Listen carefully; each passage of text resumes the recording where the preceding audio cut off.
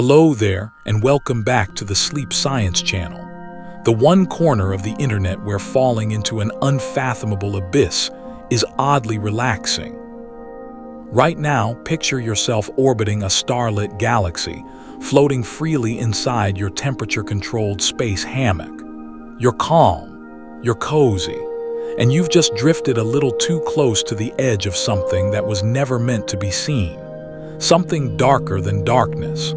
A place where physics politely excuses itself and runs for the door. The black hole doesn't roar. It doesn't snarl. It simply waits. A shadow so dense that even light regrets meeting it. You're close enough to feel a gentle tug, like gravity just reached out with long velvet gloves and started pulling you in. You don't panic, but some part of your stomach quietly disagrees. This isn't just a hole. It's a trapdoor in the fabric of reality itself, and you probably won't survive this. So before you get comfortable, take a moment to like the video and subscribe, but only if you genuinely enjoy what I do here. And let me know where you're watching from, and what time your sleep-deprived brain found this little corner of the cosmos. Now dim the lights, maybe turn on a fan for that soft background hum, and let's ease into tonight's journey together.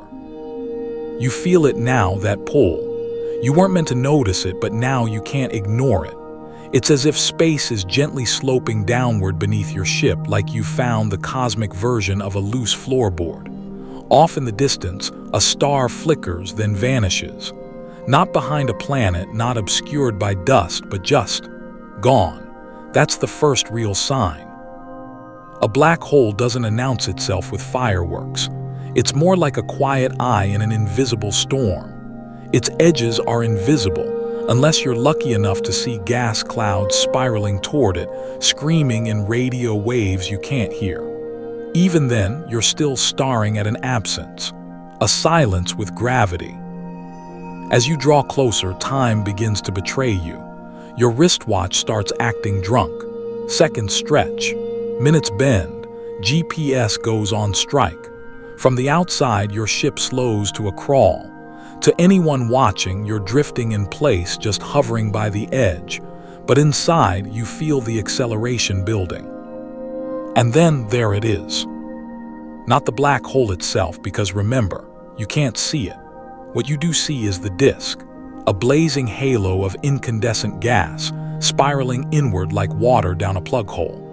This accretion disk is hotter than 1,000,000 suns, screaming in X-rays and distorted into an eerie circle by gravitational lensing. It should look like a ring, but the black hole's immense gravity bends the light around it, so the disk looks wrapped above and below, like you're seeing it from every angle at once. This illusion is one of the first gifts black holes give to you, a preview of physics throwing its hands in the air. You remember hearing about a guy named Karl Schwarzschild. Yes, while serving on the German front lines in World War I, he somehow solved Einstein's equations in a way that predicted this thing. A point of infinite density, an object where time and space invert. A black hole before we even had the words for it. He died shortly after, never knowing just how far his solution would stretch into science fiction. You keep falling, slowly at first like drifting into a dream, but you know it'll speed up. The light around you warps. Behind you, stars stretch into little arcs, dragged by the well of gravity you're tumbling into. You try to look forward toward the center, but your eyes and brain conspire to lie. There's nothing to focus on, just a growing sense that forward has stopped being a direction. Your ship's sensors are beginning to fail, not because they're broken, but because reality around them has stopped behaving. Magnetometers flicker. Clocks run differently depending on where they are in the cabin. Atoms themselves seem to hesitate, as if unsure whether they should follow their usual rules. You sip your tea and pretend it's fine. The tea doesn't move either. This is the beginning of the fall, and no one really knows how far it goes. Historians still argue whether early thinkers like John Michell or Laplace truly grasped what they were describing when they first imagined dark stars, objects so dense that not even light could escape. The math was primitive, the language fuzzy, but the concept lingered, an invisible beast lurking in plain sight. Modern black holes, though, aren't just theoretical exercises. We've seen them eat stars. We've watched them merge, shaking the very fabric of spacetime with gravitational waves we can now detect. Yet despite all the math and all the models, we still can't quite say what happens when you fall all the way in. There's a fringe idea out there, probably written on a napkin by a cosmologist after one too many espressos, that black holes might not be holes at all but tunnels, wormholes in fact. And if that's true, then your fall might not be a fall at all but a crossing into what nobody agrees, another universe, a mirror image of our own, a blank void where everything ends in ellipses. But for now, you don't have to decide. You're still falling, still being lured deeper by an object that doesn't technically exist in any conventional sense. You pass the photon sphere, the point where light could orbit indefinitely if it weren't so prone to panic. You feel heavier though nothing presses on you. Your muscles don't ache, but your thoughts feel slow, like they're being tugged away just slightly toward that endless pit. And still no bottom, no impact, just this long, quiet fall. You try to ask the computer for altitude. It tells you nothing useful. It doesn't know what down means anymore. Neither do you. And somewhere far above you, the rest of the universe is quietly deciding whether it will ever remember your name. The fall begins to stretch, not just in time but in your bones. You start to feel the change, at first a little itch in your spine like you've been sitting wrong too long. Then the tension deepens. Your feet are tugging away from you just a little harder than your chest. It's subtle, at first, but it grows. A millimeter more here, a centimeter more there, and suddenly you're being pulled in two directions by a force that doesn't know how to stop. This is spaghettification. Yes, it sounds like an awkward cooking accident, but in this case, you are the spaghetti. The closer you get to the black hole's center, the more intense its gravity becomes, and crucially, the more uneven it becomes. Your toes are measurably closer to the singularity than your head, and so they fall faster. That difference in force starts to stretch you, elongate you, draw you out like soft wax under heat. And here's the fun part. This is one of those moments where your death isn't immediate. It's long, it's drawn, it's ironically graceful. But let's take a beat. Not all black holes will do this to you. Historians and physicists who dabble in history when their grants get denied still argue whether early gravitational collapse theories fully anticipated just how dramatic this stretchy death would be. It's especially fierce around stellar mass black holes, the ones formed from collapsed stars. These are the high-drama divas of the black hole world. Their gravitational gradients are steep enough to turn a human into a subatomic noodle long before reaching the event horizon. And yet, if you were falling into a supermassive black hole, the kind that lounges at the center of galaxies like a cosmic Bond villain, you might not notice any spaghettification at first.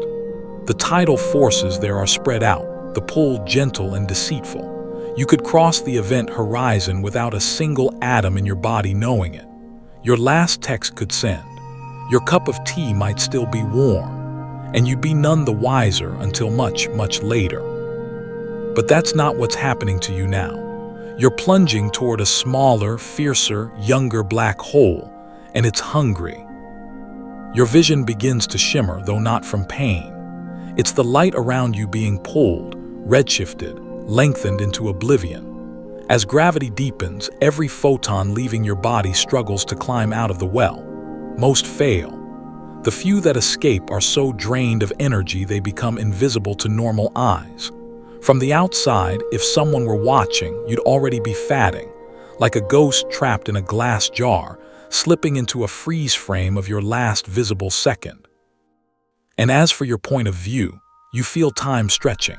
Not your time, your watch still ticks along, but the universe's time. Events outside begin to blur, stars age and vanish. Galaxies rotate like lazy pinwheels. If you could still look outward, you'd see billions of years sweep by in moments. Civilizations rise and fall. Planetary rings come and go. Somewhere out there, a golden record from a Voyager probe might just be catching a whisper of your echo, wondering where the sender went. It's disorienting, this double-time reality. A part of you still thinks you're falling straight down. Another part realizes that down isn't a direction anymore, it's a feeling. A deep, stretching hunger in your bones. Your molecules whisper one to another that this isn't sustainable. But atoms are good sports. They hold on for now.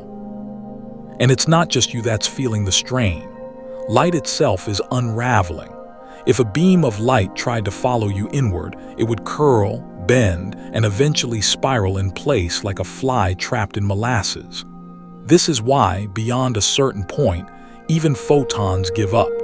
Not because they don't want to escape, but because the very fabric of space around them tells them they never had a chance. You may remember a strange historical footnote, the 1783 letter by Reverend John Mitchell, who first suggested the idea of a dark star, whose gravity was so powerful that even light couldn't escape. He got surprisingly close, though his ideas were buried for a century in dusty correspondence.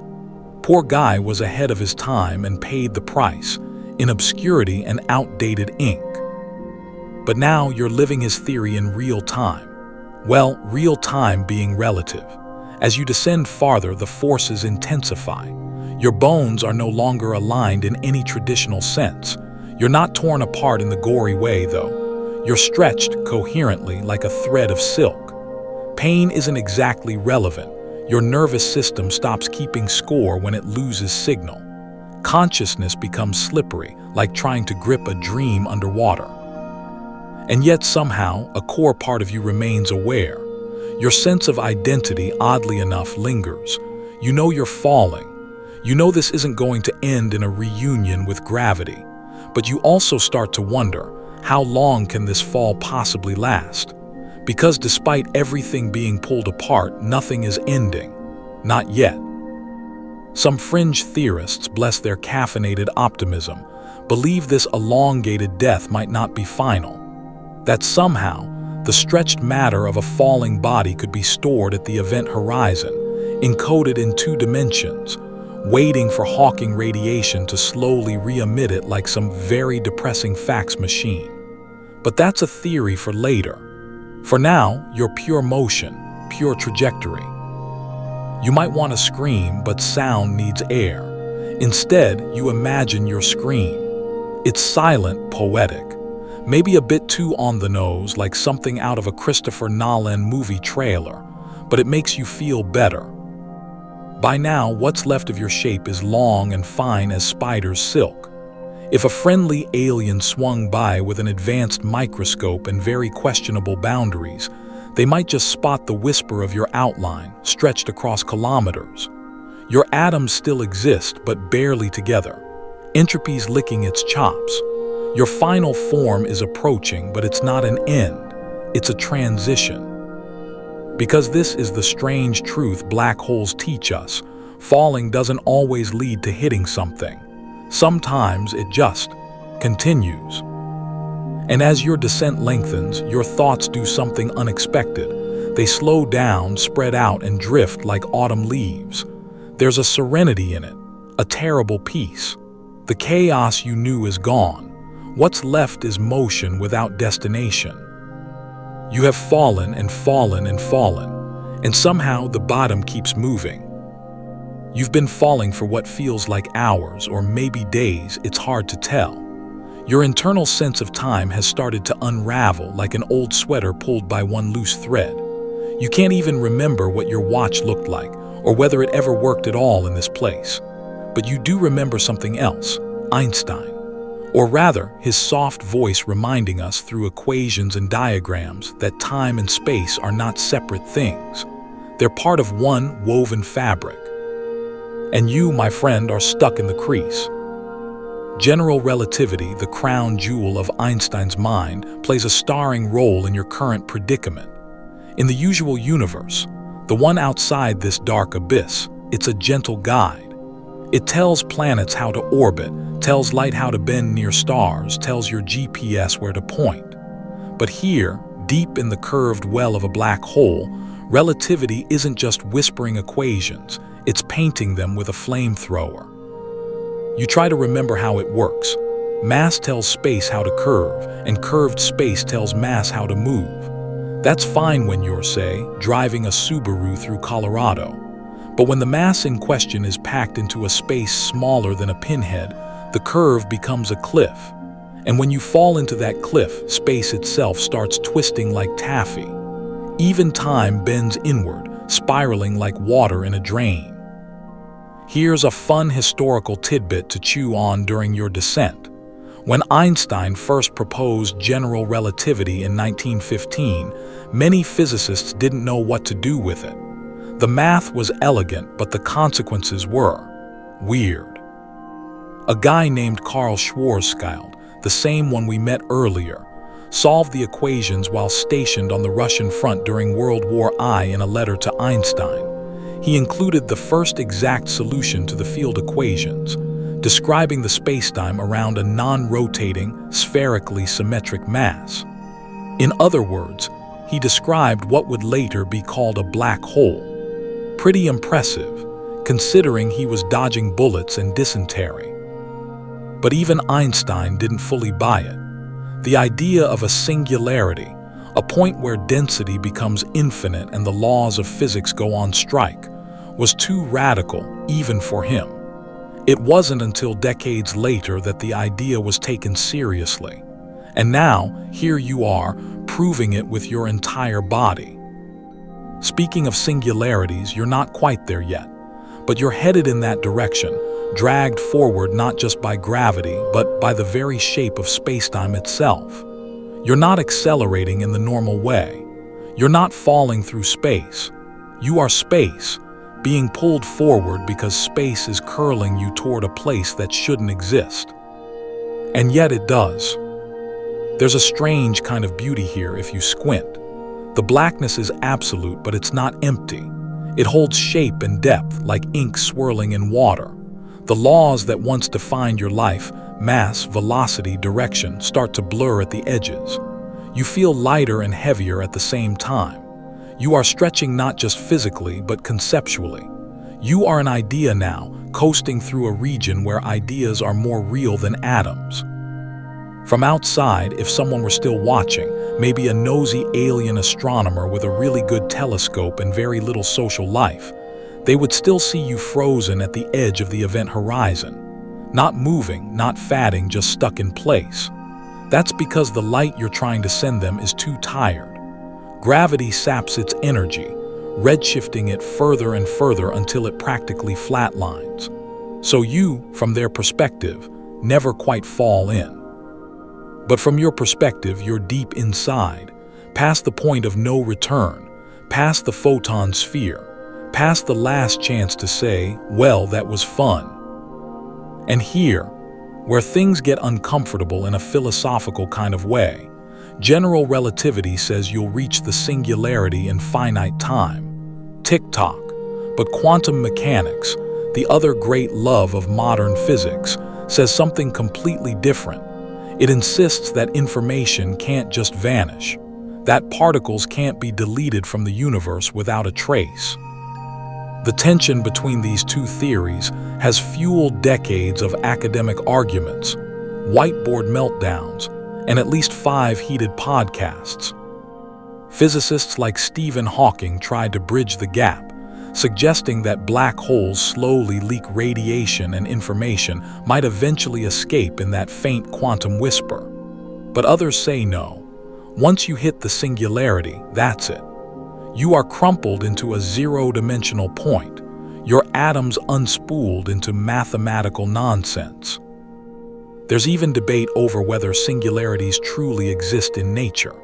Some claim they're just artifacts of the equations, like dividing by zero and getting infinity. Others believe that once quantum gravity, whatever that turns out to be, is fully understood, the singularity will smooth out into something manageable, something physical, maybe even survivable. Historians still argue whether our current models can ever reconcile those extremes. Meanwhile, you're still falling. The fabric of space keeps getting tighter, drawn toward a center you can't reach. Every movement is inward. Every plan collapses. Even forward is starting to lose its meaning. You don't orbit because there's nothing to orbit. You don't hover because there's no resistance. You are just falling, still. Remember that odd fringe theory from the 1970s? The one that claimed black holes might be like one-way tunnels to new universes. That the singularity could pinch off into a baby universe, cut off from our own. Some people, mostly those with tenure and very generous grants, think you might not die in the conventional sense. You might just be rerouted. You and everything else that ever fell in might seed an entirely new cosmos, a reboot brought to you by gravity. There's no evidence, but it's nice to imagine. You try to think about Earth again, but it already feels too far. Time there has galloped ahead, while for you it's barely trickling. If someone there somehow retrieved your last broadcast, they'd be long gone by now. Maybe the sun has ballooned into a red giant. Maybe the last library is digital dust. Maybe cats have taken over.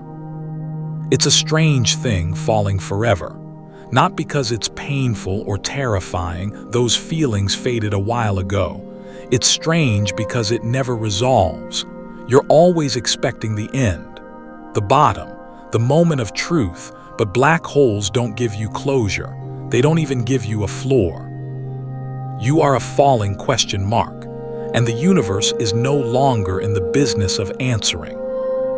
The idea of a horizon is usually comforting. It suggests distance, space to breathe, something to move toward. But this one, the event horizon, you've already passed it, and it didn't offer a single dramatic cue. No bang, no jolt, no bright line drawn across the cosmos. It simply let you in as silently and smoothly as fog rolling across a quiet harbor. One moment, you're just near a black hole.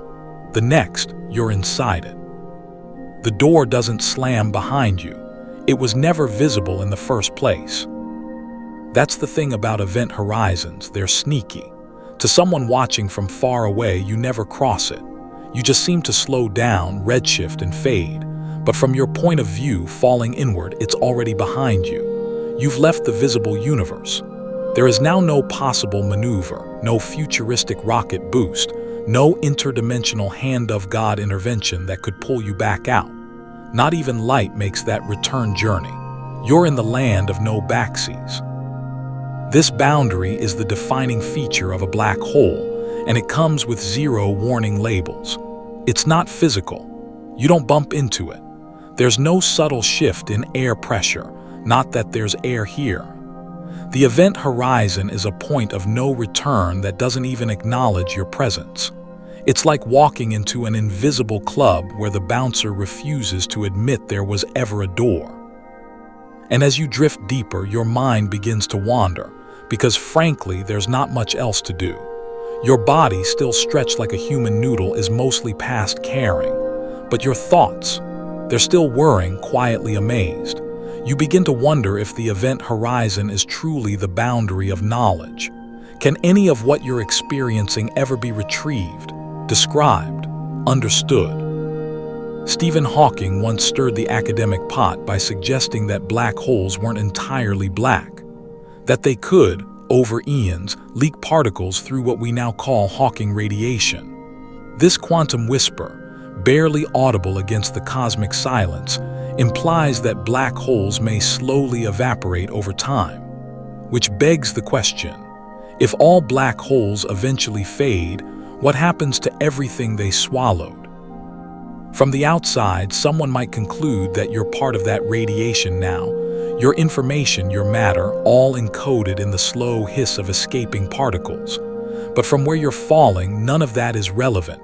You're still conscious, still descending, still wondering what the bottom looks like. Spoiler, no one knows. You're the experiment now. You pass another milestone. Not marked, not labeled, but it feels different, like the air would thin if there were air. Space seems to bend more sharply. Time feels tighter. If you had a mirror, it probably wouldn't reflect anything anymore. Not because it broke, but because light itself can't bounce back. There's no direction for it to go. Light travels only inward now, like a moth flying down a tunnel that never ends. One thing scientists used to argue about, and still do over coffee and PowerPoint slides, is whether you would feel anything at the horizon. If a black hole is massive enough, the gradients are shallow, and you'd cross the boundary feeling absolutely nothing. Just another Tuesday in the void. But with a smaller black hole, say 5 times the mass of the sun, the difference in gravity from head to toe becomes enormous, and violently so. That's when the spaghettification kicks in hard, and crossing the horizon feels less like floating into mystery, and more like being unzipped by the universe. In either case, it's remarkable that something as final as the event horizon offers no drama, no sensation, no welcome to the abyss sign. The very thing that separates the knowable universe from the unknowable one is, in practice, nothing more than a ghost line in space. But here's something delightfully strange. The event horizon isn't the same for everyone. It's not a fixed shell like a fence around a forbidden yard. It's a moving boundary defined by your path, your velocity, your perspective. 2 objects can fall into the same black hole, side by side, and experience wildly different horizons based on how fast they're moving. Relativity, remember. It's back again, grinning, twisting even the edge of the abyss into a personal experience. And while we're on the topic of unique experiences, here's a fringe idea that keeps physicists up at night. What if the event horizon isn't smooth at all? What if it's hiding something? Some theorists have proposed the existence of a firewall, a kind of searing, quantum energy blaze that incinerates anything crossing the horizon. No stretch, no slow descent, just instant flash fry. Of course, this idea caused a riot in the physics community, because it breaks one of the golden rules of general relativity, that nothing unusual happens at the event horizon. According to Einstein's equations, it's supposed to be smooth sailing, nothing to see here, keep falling. But quantum mechanics, with all its twitchy, rule-breaking tendencies, says, wait, not so fast. Maybe there's a wall of doom there, just maybe. No one knows for sure. The firewall idea is still hotly debated. Historians in the making are already arguing over whether it ever made sense. In the meantime, you're living the question. Lucky you. Your descent continues. Everything outside the horizon, stars, galaxies, awkward memories, has faded into static. Your world now consists of falling toward a center that may not even exist in a traditional sense. The singularity is still ahead, but already you feel the laws unraveling. There are no more reference points, no more paths to trace. Space is no longer a stage, it's an actor improvising its lines. And yet you don't feel fear. That was left behind with causality and Newtonian physics. What you feel now is awe. The kind of awe that comes not from understanding, but from realizing that understanding isn't required. You are part of a cosmic ballet that dances on equations you can't see, in dimensions you can't name. You wonder how long this will go on, if there is a bottom or if the fall itself is the destination. It feels infinite, not in the "this is taking forever" way, but in the real, mathematical way. The kind of infinite that can't be counted, only accepted. And still no floor, no impact, just the endless hush of gravity folding you inward patiently, eternally. The strangest part is that you're still thinking, still forming thoughts, asking questions, piecing together fragments of logic in the quiet vacuum of your fall. That alone feels like it should be impossible. Shouldn't your brain have shut down by now? Shouldn't consciousness have been peeled away with everything else? And yet, here you are, a ghostly observer inside a thread of matter thinner than anything in the known universe, drifting ever downward toward something no one has ever seen. From your warped perspective, the fall is calm, but you start to wonder what this looks like to someone outside if they're still watching. Imagine a telescope operator staring at their screen, waiting for you to disappear. They never see it happen. From their point of view, you hover forever at the edge of the event horizon. You fade, yes. You grow dimmer, redder, stretched across time like taffy in slow motion, but you never quite fall in. You become a kind of eternal mirage, suspended right at the threshold between physics and whatever comes after. That's the bizarre time distortion baked into black holes. To you, the fall continues normally. There's a clear before and after. But to someone far away, time around you warps so hard that it grinds to a halt. You're effectively frozen in place, like a glitch in the universe's simulation software. Some theories suggest that from the outside, you'd appear to smear across the horizon, becoming part of a glowing shell of information just before being erased. Others say you just blink out, lost in the curvature of space-time. And still, some physicists get into fistfights over whether the information inside you is truly lost or somehow preserved, scrambled, encoded, projected, or whispered back into the cosmos over the next trillion years through Hawking radiation. This disagreement is more than a nerdy quarrel. It cuts right into the foundations of what physics is supposed to be. Quantum mechanics tells us information cannot be destroyed, but general relativity shrugs and says, tough luck, singularities eat information for breakfast. And there, in the middle of that paradox, is you, falling, still. You vaguely remember an old physics professor once saying, to fall into a black hole is to become history's greatest unsolved problem. At the time, you assumed it was a metaphor. It's not. And now, a weird optical effect is starting to twist your view. The light from stars, warped and bent around the black hole, forms a glowing halo behind you, even though you're inside the horizon. You're seeing light that fell with you, delayed and looped by gravity. It's like the universe is playing old recordings just to keep you company. There are images echoing here. Your ship, the stars you passed, maybe even the Earth itself, flashing briefly across your warped field of view before vanishing into a smear of colors that don't have names. And here's the truly eerie part. If you could somehow turn around and look backward, up and out of the black hole, you might still see the outside universe compressed into a flickering ring. Time out there is moving faster and faster. Stars explode in bursts. Galaxies evolve and fast forward. The background radiation cools. And you, falling inward, watch the entire future of the cosmos unfold like a time-lapse documentary. Eventually, if you're falling long enough, you might even see the end of the universe. All of it. The collapse of galaxies, the death of stars, even the evaporation of the black hole you're inside. That's the punchline. From your frame of reference, the black hole you're in might vanish from the outside before you even reach the singularity. A paradox so bold it feels like the universe is playing some kind of very slow, very cruel prank. There's an obscure theory that makes this even weirder. It suggests that from an outside perspective, you never actually cross the horizon, but instead get smeared across it, your information encoded holographically, like one of those foil stickers you used to collect as a kid. In this view, the three-dimensional you is just an illusion, and your true self is a flickering projection on the black hole's surface. Kind of flattering in a way. You're now artwork, a cosmic screensaver. Of course, there are arguments against this.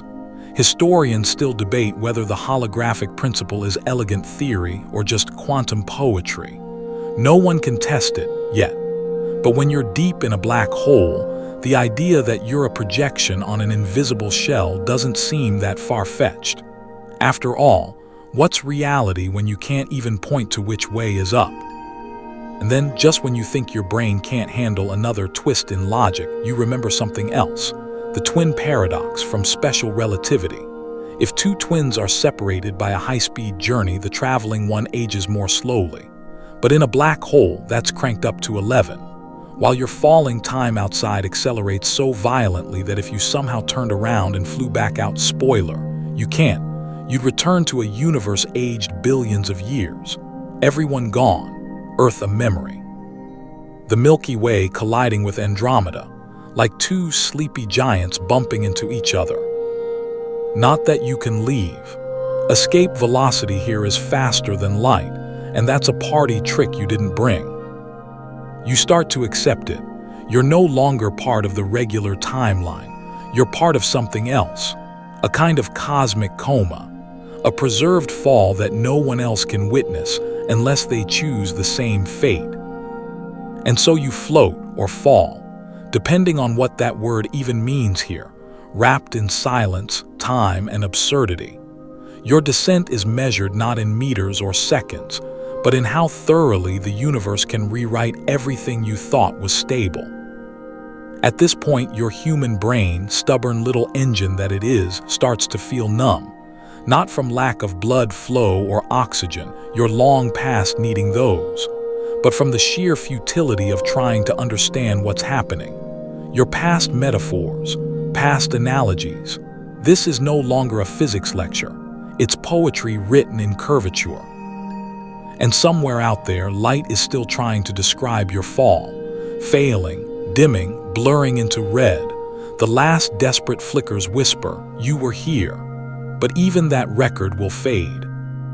You're still falling, and still no bottom. How far can you fall without ever landing? That question loops through your mind now like a lazy satellite, spiraling but never colliding. It started as curiosity. Then it grew into something heavier, a weightless burden, if that makes sense. You've been falling for so long that falling has lost its meaning. There's no sensation, no wind rushing past, no ground rising up to meet you. Just an endless unraveling towards something you still can't see, let alone touch. And here's the kicker. By most accounts, from your point of view, you should reach the singularity in finite time.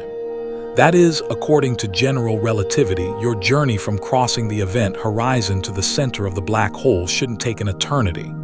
The clock ticks, and eventually it hits zero. But somehow, the deeper you go, the more that certainty dissolves. The rules begin to squirm. You're past coordinates now. You're inside the equations. At this point, even your sense of movement is theoretical. Are you falling? Are you being pulled? Are you just sitting still while space itself is dragged inward around you, like ants trapped in a funnel made of silk and mirrors? It's hard to say. All you know is that time and space are no longer playing nice, and you're caught in the middle of their breakup. And yet part of you marvels at how quiet it all is. You'd think the death of physics would be louder.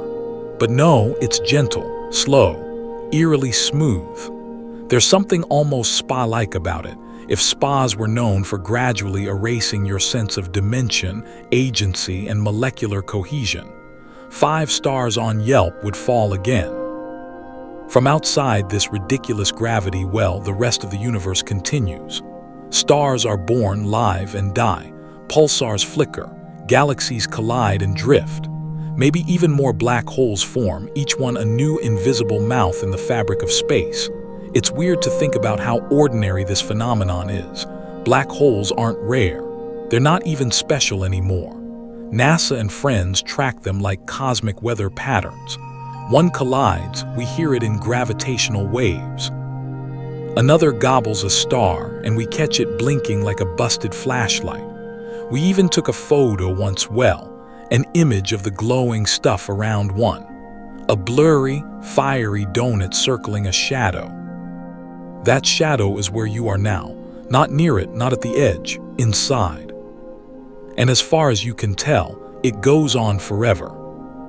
This idea, falling infinitely without ever hitting bottom, isn't just unsettling. It's a genuine point of debate in theoretical physics.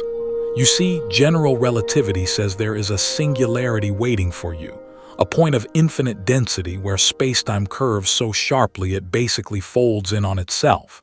But quantum theory has a problem with that. It screams, "No infinities allowed," and throws its math textbook at the wall. So who's right? Historians still argue whether Einstein's equations truly predict physical singularities, or if those infinities are just a sign that the theory breaks down. Some believe that quantum gravity, whatever that turns out to be, will smooth out the singularity into something finite.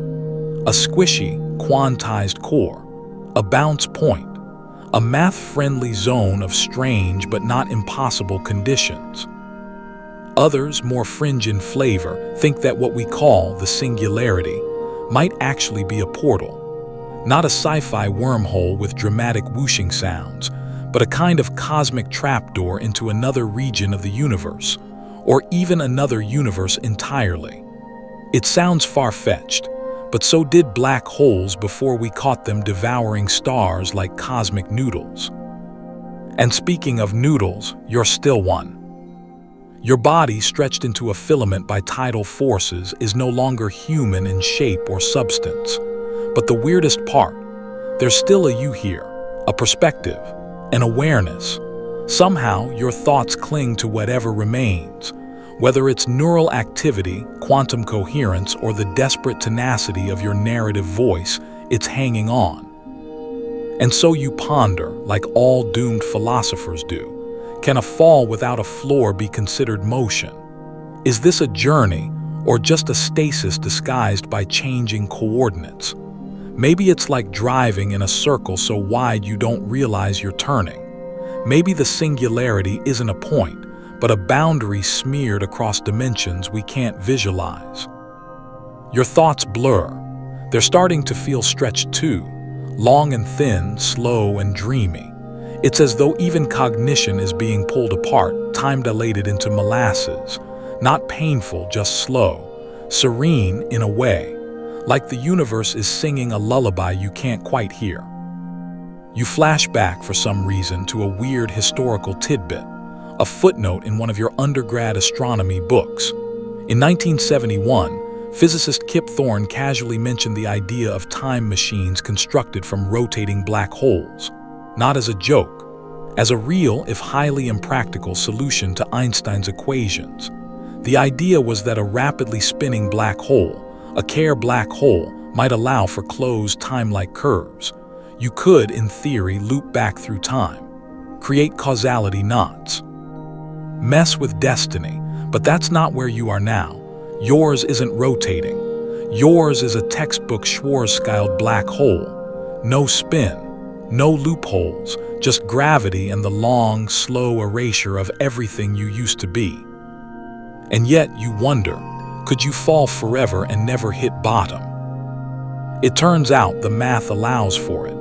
In fact, some models suggest that as you approach the singularity, space-time curves so sharply and so infinitely that the singularity is never quite reached. It recedes. It becomes a limit, an asymptote.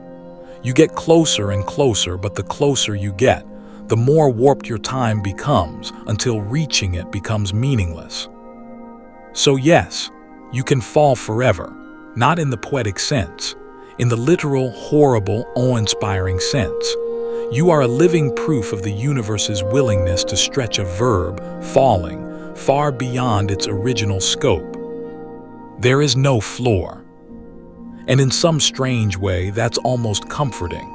Because if there's no bottom, there's also no final crash, no impact, no end in the traditional sense, just the endless surrender to gravity's quiet demand. You are still falling, and still impossibly aware. The word singularity is misleading. It sounds so precise, like a single glowing dot at the center of a diagram. Something you could point to and say, there, that's where everything ends.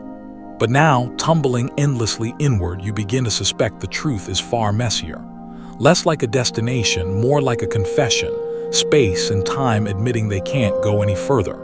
They give up, fold in, and shrug, good luck with the rest. According to the best physics we have, the singularity lies dead center in the black hole, a point of infinite density, zero volume, and infinite curvature of spacetime. Infinity stacked on top of contradictions. You think that would be the most exciting part of this trip, but the closer you get to it, the less it makes sense.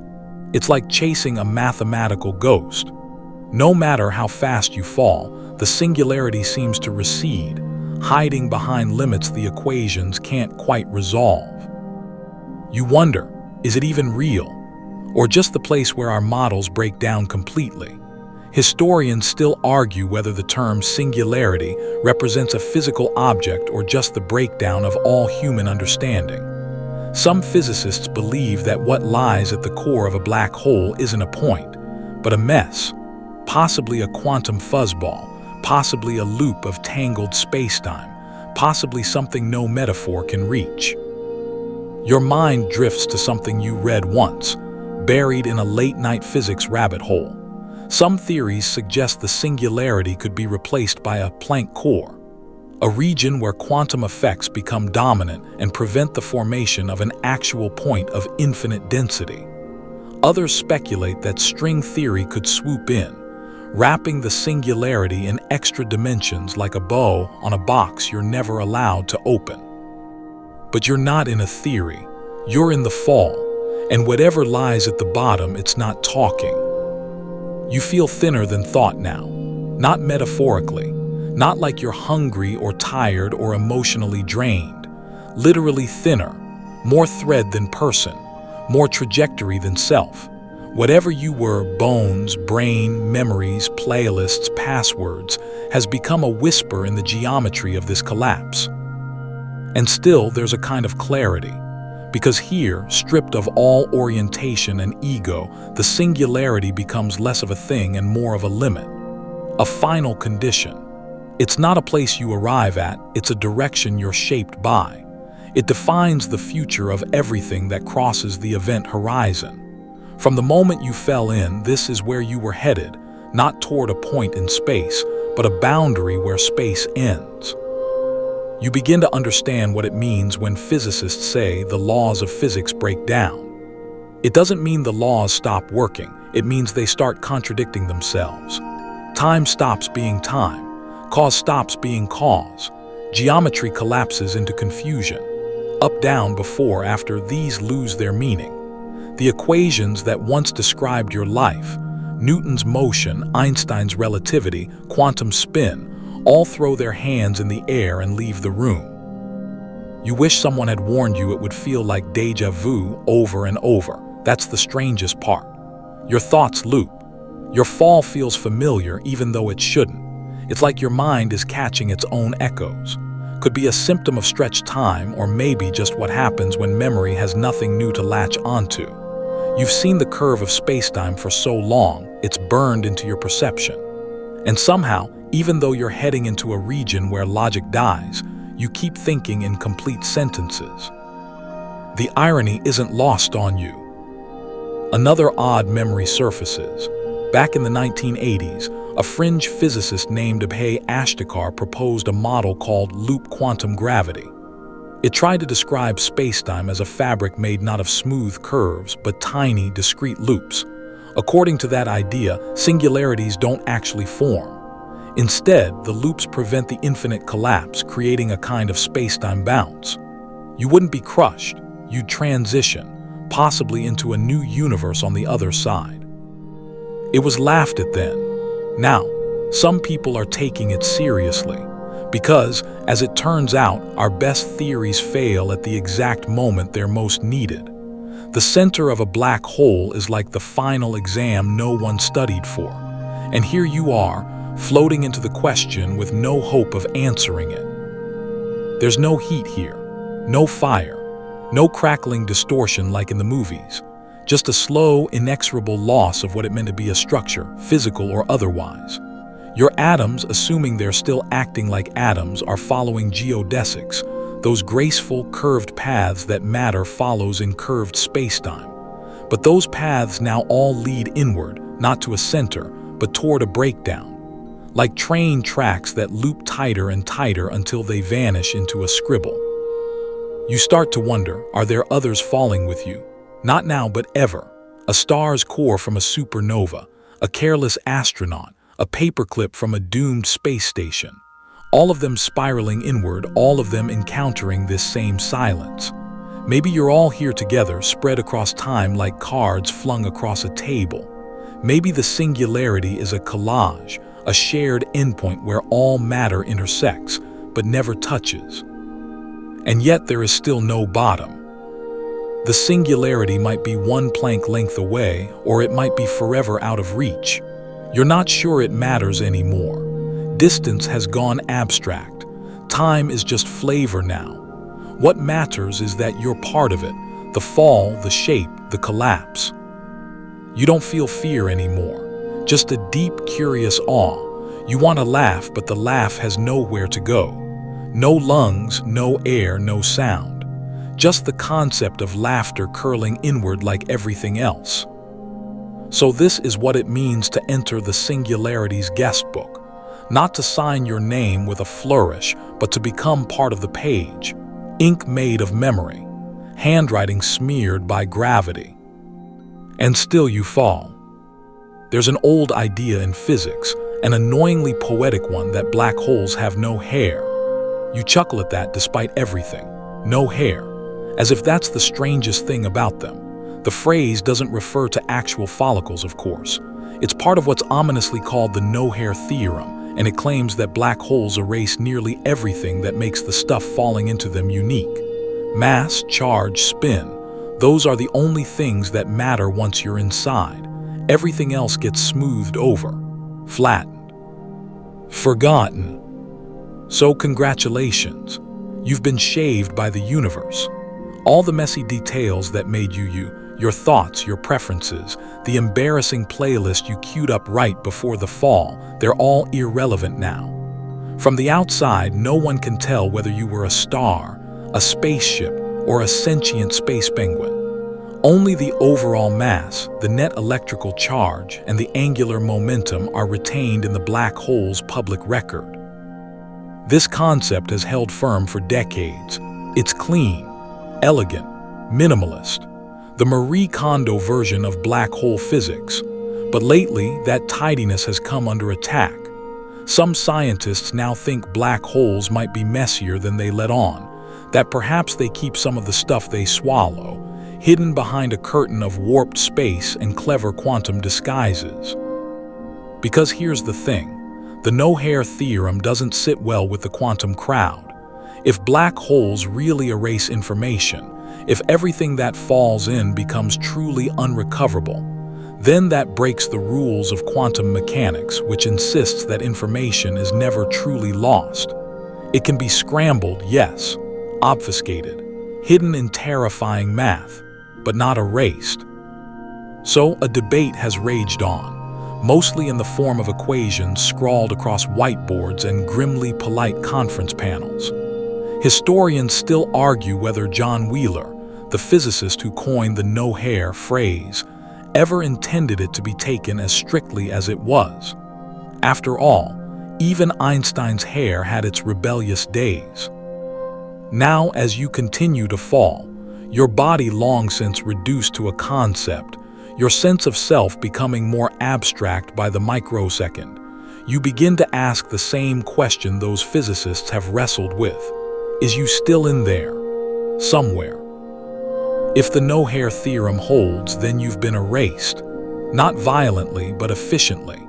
Your individuality has been vacuumed out, leaving only the attributes that a black hole can register on its cosmic resume. But what if that's not the whole story?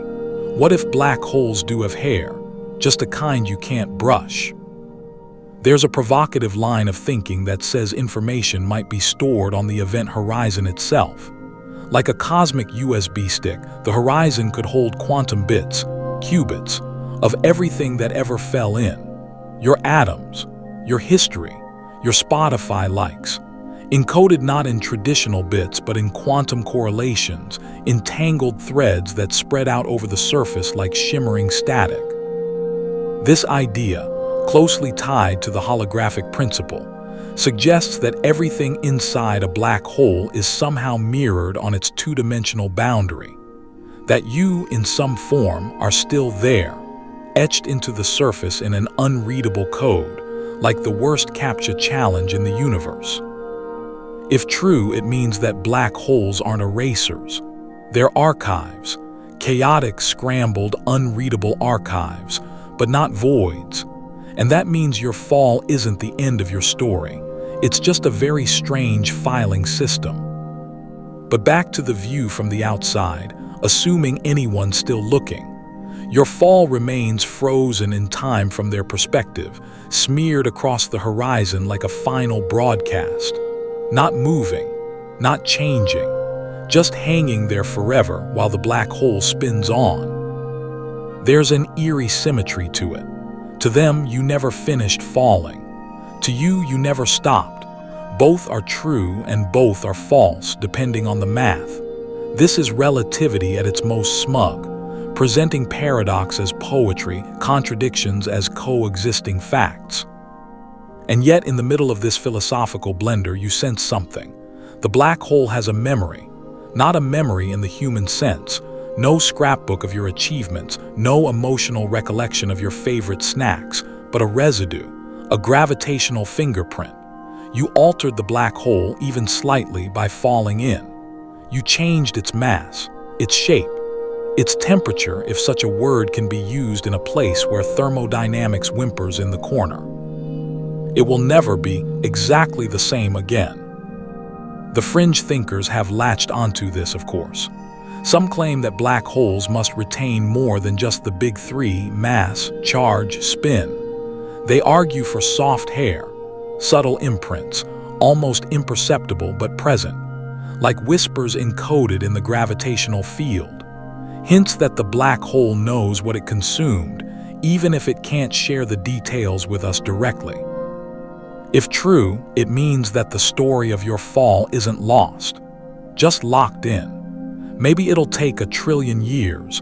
Maybe it'll require a level of quantum decoding so advanced that it makes today's physics look like toddlers chewing on abacuses. But maybe, just maybe, the universe keeps receipts. Still, none of this matters to you in the moment. You're falling, stretched and silent, deeper than depth, more alone than alone. And the question remains, are you still you? Is your identity tied to the configuration of your atoms, long disassembled? Or is it something more durable, an echo, a pattern, a disturbance in spacetime that refuses to be deleted? Because if black holes truly have no hair, you're gone, shaved clean from the cosmic record. But if they do, if even a single strand of quantum spaghetti remains, then maybe, somewhere on the edge of this gravitational abyss, your story is still being told. You continue downward, whatever that means now, watching as identity and reality melt together like old wax. And still, impossibly, you fall.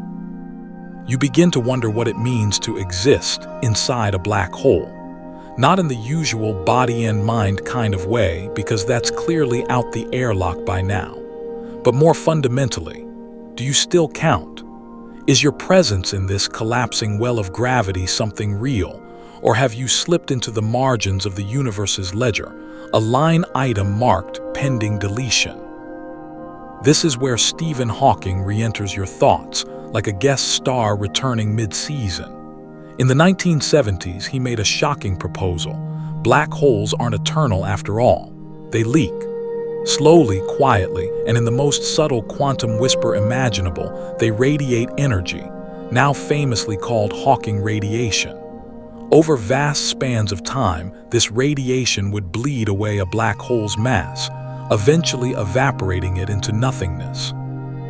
Which brings up the obvious horror.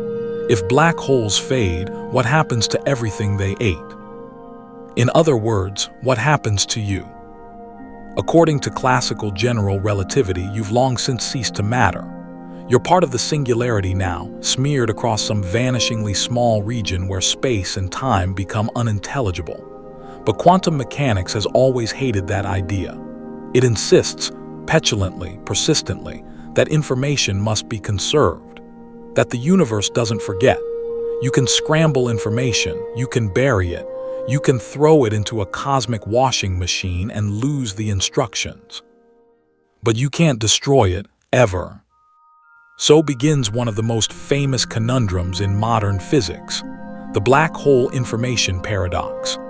A debate so fierce it's turned seminars into shouting matches, spawned entire careers, and led to the awkward invention of quantum firewalls and other theories with names that sound like unreleased Marvel villains. If Hawking radiation carries information, then maybe, just maybe, your fall wasn't the end.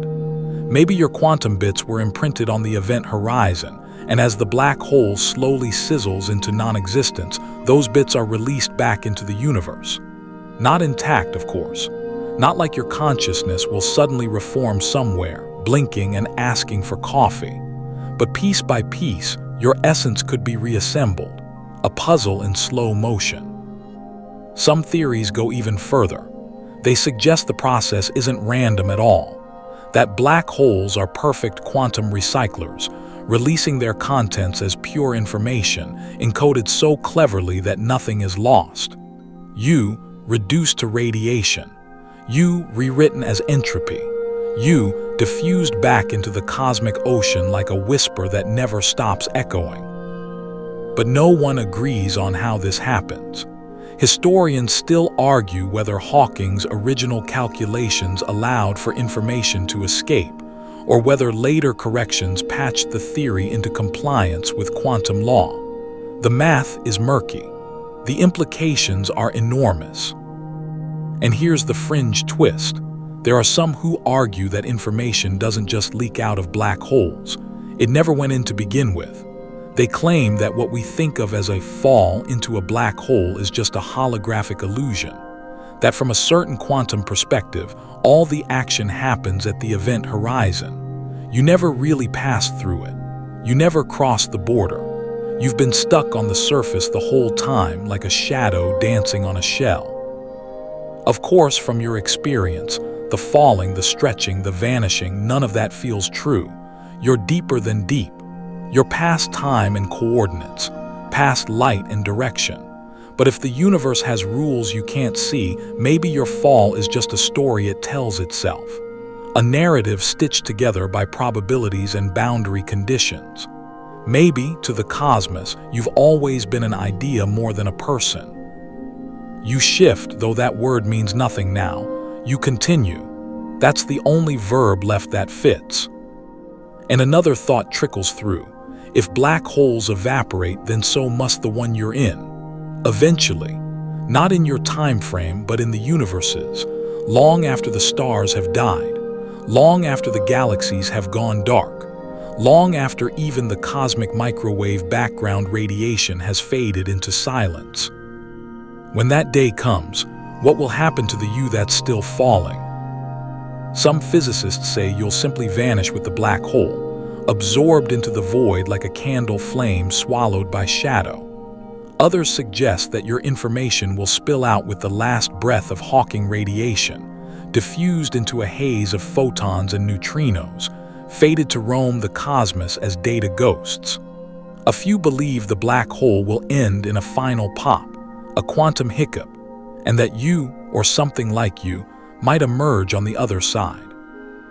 And still others think the whole question is meaningless, that what falls into a black hole was never recoverable, that the universe doesn't care, that conservation of information is just a comforting bedtime story we tell ourselves to soften the cold of infinity. But let's be honest, none of these options are easy to picture. Not when you're here, still falling, still aware. Even if your body is long gone, your perception remains stubborn. You exist, however abstractly, and you still crave answers. You begin to imagine your particles being emitted, one by one over eons. Your electrons smeared across entropy. your quarks humming inside particle spray, your memories too abstract to encode dissolving into statistical possibility. And with them, every detail of your fall, every stretch, every thought, every metaphysical tantrum, streamed back out into a universe too aged to care. But maybe someone will. Maybe some future intelligence will collect those scattered emissions, rewind the entropy, decode the noise. Maybe you'll be reconstructed in a simulation, not as a person, but as a map of your collapse.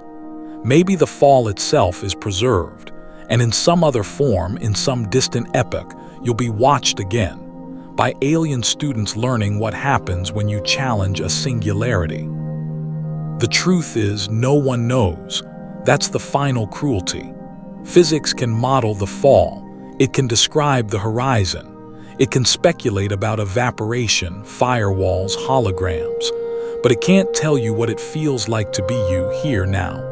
It can't pin down the boundary between person and pattern. And so you continue to fall. Reduced, redefined, radiated, or remembered, you're still part of the black hole's mystery. Whether as information, illusion, or forgotten footnote, you are still here. Still falling. Still waiting for the bottom that never comes. If there's any comfort left, it's in the fact that reality is starting to lose interest in itself. The deeper you fall, the less structured everything becomes. It's not just the collapse of matter or the distortion of space. It's the quiet erosion of logic itself. The universe isn't just bending rules anymore. It's forgetting it ever wrote them. Cause and effect, sequence and symmetry, identity and distinction. All those old ideas are unraveling like a sweater made of dark matter and denial. You're not sure how to measure the change because measurement is another concept that's been gently escorted off the premises. Still, you sense that you're getting closer to something.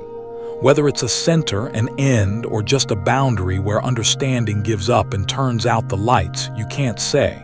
But it feels imminent, looming. Like a punchline you're about to forget before it lands. Quantum theory is supposed to save you here. That's the party line, where general relativity breaks down, where space-time curls into a singularity and loses coherence. Quantum mechanics steps in with its twitchy equations and spooky entanglements. It should be the flashlight in this darkness, but even quantum theory has its limits. No one managed to merge it fully with gravity. Every time we try, the math throws up infinities like a toddler throwing spaghetti. Some believe the answer lies in string theory, which proposes that the smallest bits of reality aren't particles but tiny vibrating loops of energy. In this framework, the singularity at the center of a black hole might not be a point at all, but a tangled knot of strings too complex for even math to tease apart. You imagine yourself as one of those strings now, oscillating madly, uselessly, inside a gravity well so deep it could drown light from 10 billion suns. And yet here you are, still aware, still curious, still wondering if the universe has a backup plan for situations like this. The truth is, you're in territory no one's mapped. The equations describing what should happen in this region are theoretical at best, desperate at worst. You've moved past classical physics, beyond the fringes of quantum weirdness, and into the realm of speculation, where the footnotes are longer than the articles and most hypotheses are delivered with a shrug. Fringe theories abound, of course.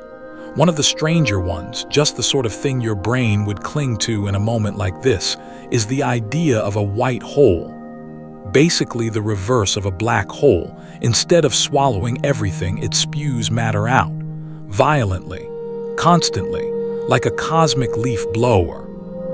Some physicists have speculated that the core of a black hole might connect to a white hole, creating a bridge through spacetime, a wormhole essentially, a tunnel from collapse to explosion.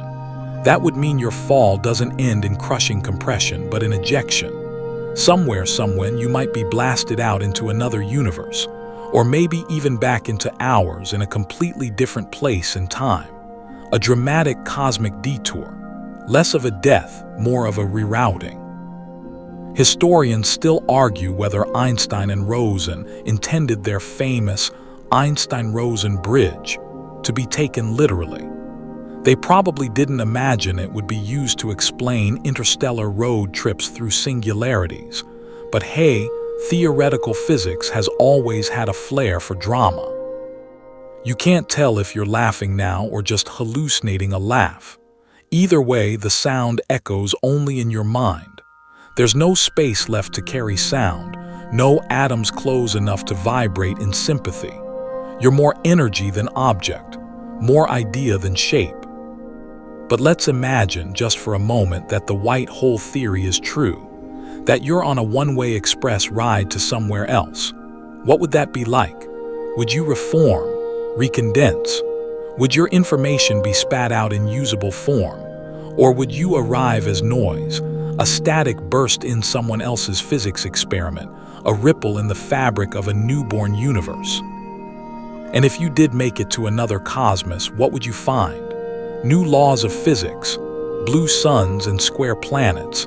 Maybe consciousness is handled differently there, uploaded into magnetic fields or woven into geometry. Maybe you'd be reborn as a phenomenon, not a person, a story, not a voice.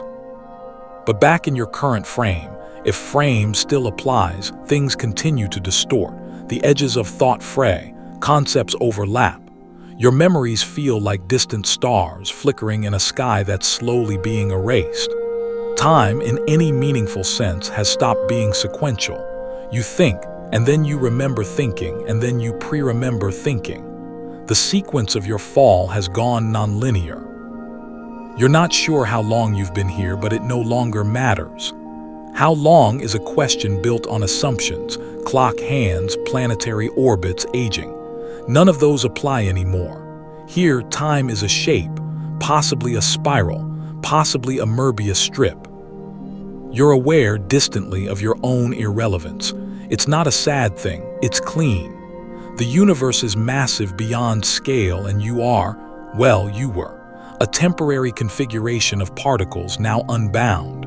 What you are now is a kind of testimony, a falling note in the great song of entropy, not a chorus, not even a verse, just a held breath between beats. Somewhere, if somewhere still exists, your information may be preserved. On the event horizon, in Hawking radiation, in the quantum foam at the base of the singularity, you might be a holographic echo, a ripple, a memory etched into spacetime's texture. Or maybe you're gone, fully, finally. Not erased, but transformed into something the word you doesn't cover anymore. And maybe that's okay. Because not everything needs to hit the ground. Some things fall forever. Some things are the fall. And so you continue. No crash, no explosion, no finale, just the gentle, endless spiral into mystery. Still falling. There's a strange moment, if you can call it that, where it feels like space itself forgets which direction is inward. Not that you were clinging to a compass before, but now the idea of direction becomes laughably abstract. You're not sure if you're moving forward, backward, sideways, or into some angle that Euclid never imagined. The fall continues, yes, but it's as though the space around you has become untethered from any coherent geometry. Everything has curved so completely that motion itself feels circular, not because you're orbiting anything, but because every path just loops back into itself like a cosmic Ouroboros, biting its own gravitational tail. And then it happens, or maybe it already happened. You reach a kind of tipping point where the concepts you brought in from the outside world finally give up. Mass distance, sequence. Even the fall itself feels like it's being peeled away. In its place, possibility. Not anything is possible in the whimsical sense, but in the cold, precise quantum way, where your location, your state, your spin, your essence all blur into probabilistic fog. This is where the strangest of all fringe theories rear their quantum-stubbled heads. The multiverse ideas, the trapdoor speculations, The possibility that your fall hasn't been a collapse into nowhere but a transfer. That maybe black holes are more than just destroyers. Maybe they're also bridges. Some versions of loop quantum gravity suggest that the singularity doesn't end your trajectory, it redirects it. That the structure of spacetime might reach an extreme density and then bounce, like a compressed spring releasing its tension. Instead of being shredded into non-existence, you could be flung, forcefully and without warning, into another universe. A new bubble of spacetime, sealed off from our own. It's a long shot, but not entirely baseless. Certain mathematical models, mostly buried in unread papers and chalkboard debates, show how energy and information could be transferred through what's called a quantum tunnel. Essentially, you'd fall through a black hole in this universe and pop out somewhere else. Maybe in a white hole, maybe just in a weird new region with its own rules. Gravity might work differently there, or time might flow sideways. Or perhaps there are no atoms at all, just pure waveform, endlessly humming. You try to picture it, and your mind promptly gives up. Even imagination needs some frame of reference, and yours has been stretched into the kind of abstract art that people nod at politely but do not understand. Still, the idea lingers, that your fall might not end in a point but in a place. You remember something else. An old thought experiment involving black holes and entangled particles. The equals Epper conjecture, a bold, strange claim that wormholes, Einstein-Rosen bridges, and quantum entanglement, Einstein-Podolsky-Rosen pairs, are two sides of the same coin.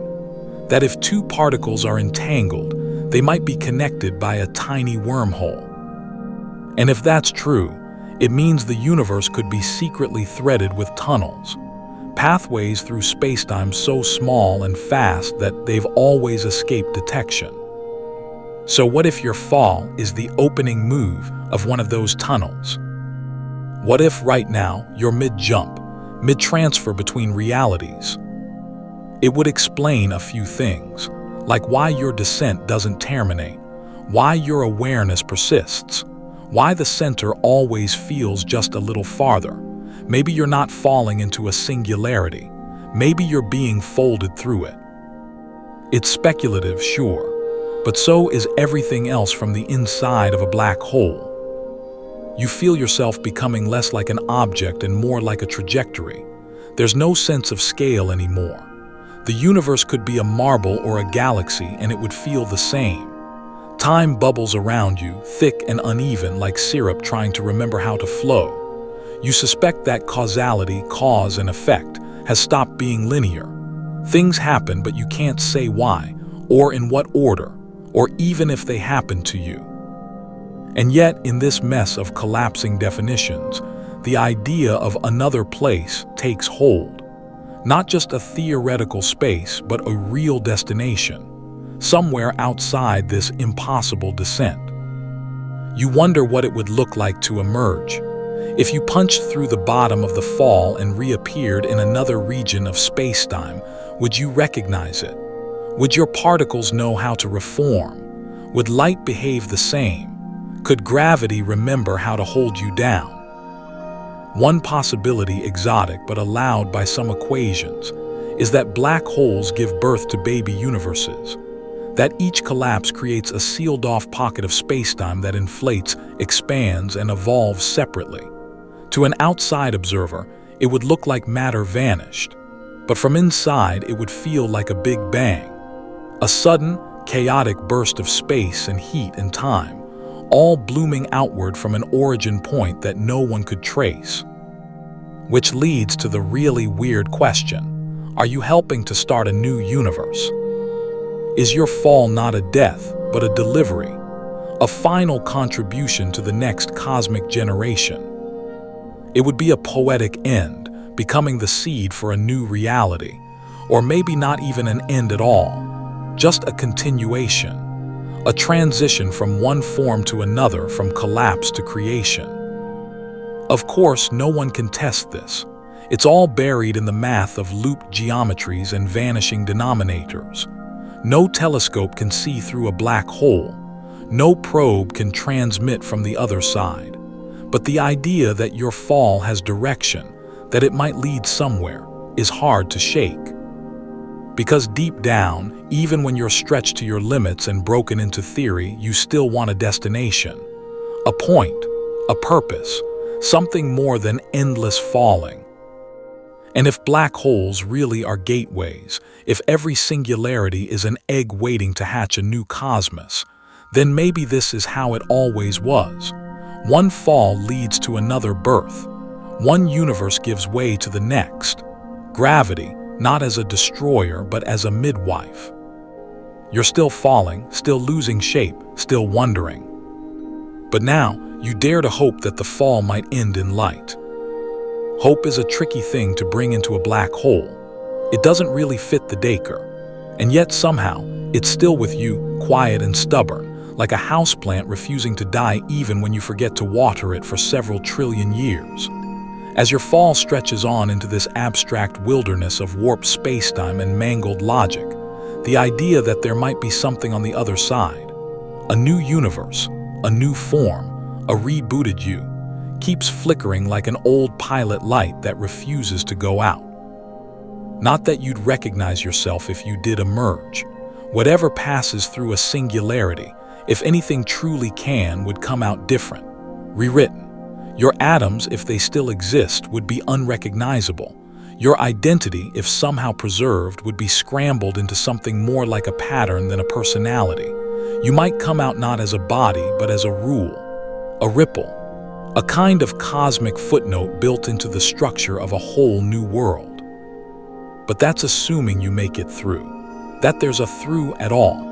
Some theories, like those involving asymptotically safe gravity, suggest there's no neat bounce, no wormhole escape, just infinite descent that keeps looping inward forever. A bottomless spiral of spacetime, tight and recursive, never ending, never breaking, never releasing. In that model, you don't die, but you don't really continue either. You just are, a trapped line of existence, always falling, never arriving. Like one of those browser tabs you meant to close 5 hours ago but somehow forgot. You become cosmic background noise.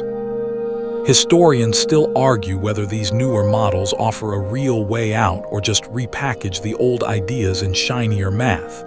But your perspective is unique now. You're not observing this from the outside. You are the event, the experience, the test subject and the lab notes, all wrapped up in one increasingly metaphorical package. And lately, time itself feels like it's playing games. Not just slowing, not just warping, but folding in ways you can't describe. Events don't follow each other. They overlap like notes in a chord. You sense a memory from the beginning of your fall mixing with something that hasn't happened yet. You remember the future. You forget the past. You loop back and notice that loop again, like a song you didn't realize was on repeat. You think of Einstein again, smugly smiling from the afterlife, or whatever adjacent dimension physicists end up in. His general relativity gave you this path. His field equations carved this curve into spacetime. But even he couldn't follow you here. No one can. Not alive anyway. Only mathematics is brave or foolish enough to guess what's waiting at this depth. You pass what might have been an edge or a threshold. It's impossible to say. Everything now feels like a boundary pretending to be a hallway, but you feel the change. Not in your bones, which you lost eons ago, but in your awareness. There's a shift, subtle but undeniable.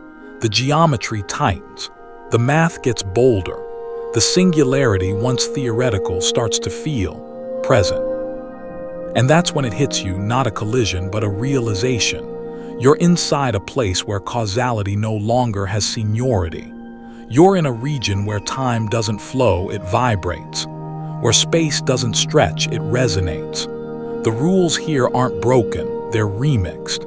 It's not that the laws of physics fail. It's that the playlist changed and you weren't given the new track list. In this place, you start to imagine what it would be like if your fall were reversible. Could someone outside watch it backward? Would they see you emerge? Would your descent look like an ascent to them? Some interpretations of quantum gravity hint at time symmetry, suggesting that the laws work the same in reverse. If so, then maybe you're not just falling into a singularity. Maybe you're rising into a new configuration of reality, one that just feels like falling from your side of the mirror. That idea, time flowing backward, isn't just sci-fi filler. Some physicists argue that certain cosmological conditions, especially inside black holes, could allow regions of spacetime to develop time in the opposite direction. A universe within a universe, running in reverse. You could be falling into someone else's Big Bang. Maybe you already did. The thought is both dizzying and oddly comforting. If time can invert, if causality can flow two ways, then maybe your fall doesn't end in annihilation. Maybe it ends in symmetry, in inversion, in a kind of balance the human brain was never built to grasp. Meanwhile, light is still absent. Space, as you once knew it, has stopped hosting coordinates. There's no up anymore, no down, no forward, no backward, only the direction that is falling, the one you've been traveling since the moment this began.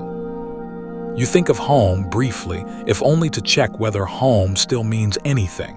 It does, but only faintly. Earth has become a story you once read, a setting with too much friction, too many rules. Here, in this liminal dimension, even gravity is more of an attitude than a force. And yet memory persists. You remember entering the black hole. You remember passing the event horizon. You remember thinking this won't take long. And now there's no certainty of ever reaching the bottom because the bottom may not exist. It might be a limit, an asymptote, something the math gestures toward but never touches. The singularity isn't a place, it's a trend. But maybe, just maybe, you've reached the point where that trend flips, where the curve bends, where the downward spiral becomes a threshold, not a termination. There's no trumpet fanfare, no flash of cosmic neon, just a shift in the rhythm, a change in the temperature of thought, like the calm before a storm or the breath before a dive. Something is about to happen, or already has. And then comes a flicker, not of light but of structure, a suggestion of form, an arrangement in the chaos like the first step in a dance you don't know you know. You don't see it, you don't hear it, but you feel it like gravity just blinked, a loop closing, a path resetting. Could it be the other side? Or a dream, or the moment before waking? Or simply the same fall, looping back through itself forever? You don't know, you can't know. But for the first time since the descent began, you feel something like anticipation. Still falling, still waiting, but maybe, just maybe, not for long. And then, well, not then exactly, because then has long since disintegrated. You feel something shift. It's subtle, like the moment the air changes before a storm, or the first breath of silence after a long echo. You don't see light, you don't hear sound, but space itself seems to take a pause, as if the great gaping mouth of gravity you've been falling through suddenly hesitated mid-chew. You pause too, not in motion but in meaning. There's a growing awareness now that your fall may not continue much longer, not because you've reached a floor, there's no floor, remember, but because something in the structure of spacetime around you has softened. The infinite curvature, once fierce and sharp, begins to loosen its grip. Not much, just enough to be felt, just enough for the idea of change to spark again in your abstracted thoughts.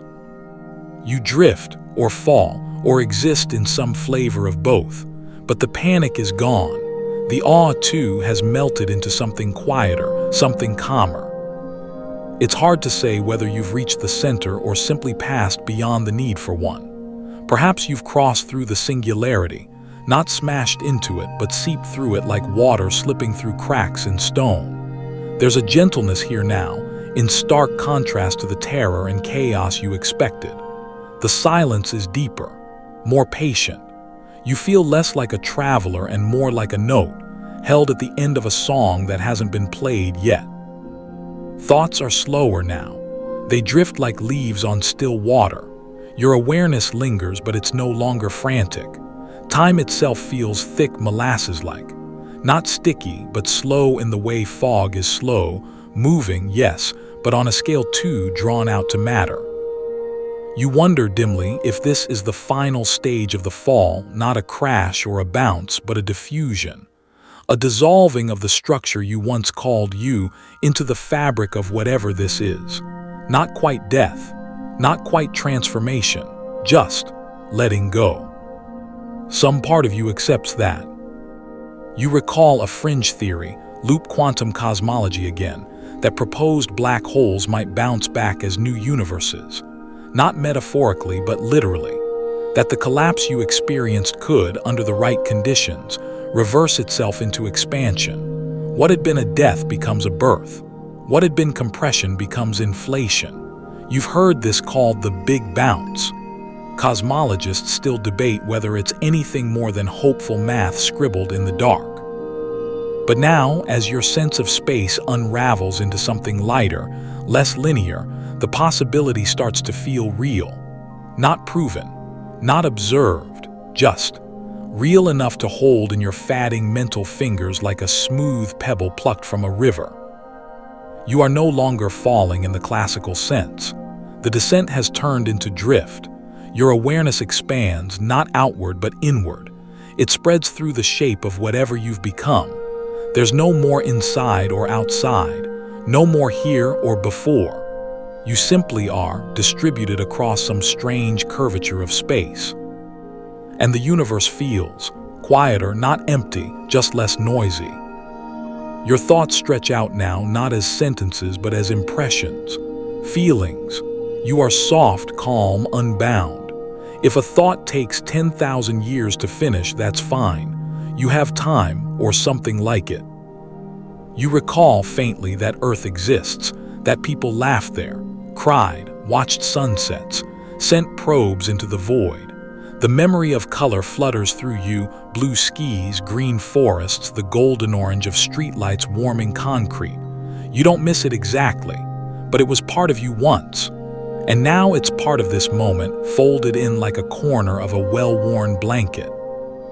You think of all the black holes drifting through the universe, each one a silent gateway to a place like this, or unlike this.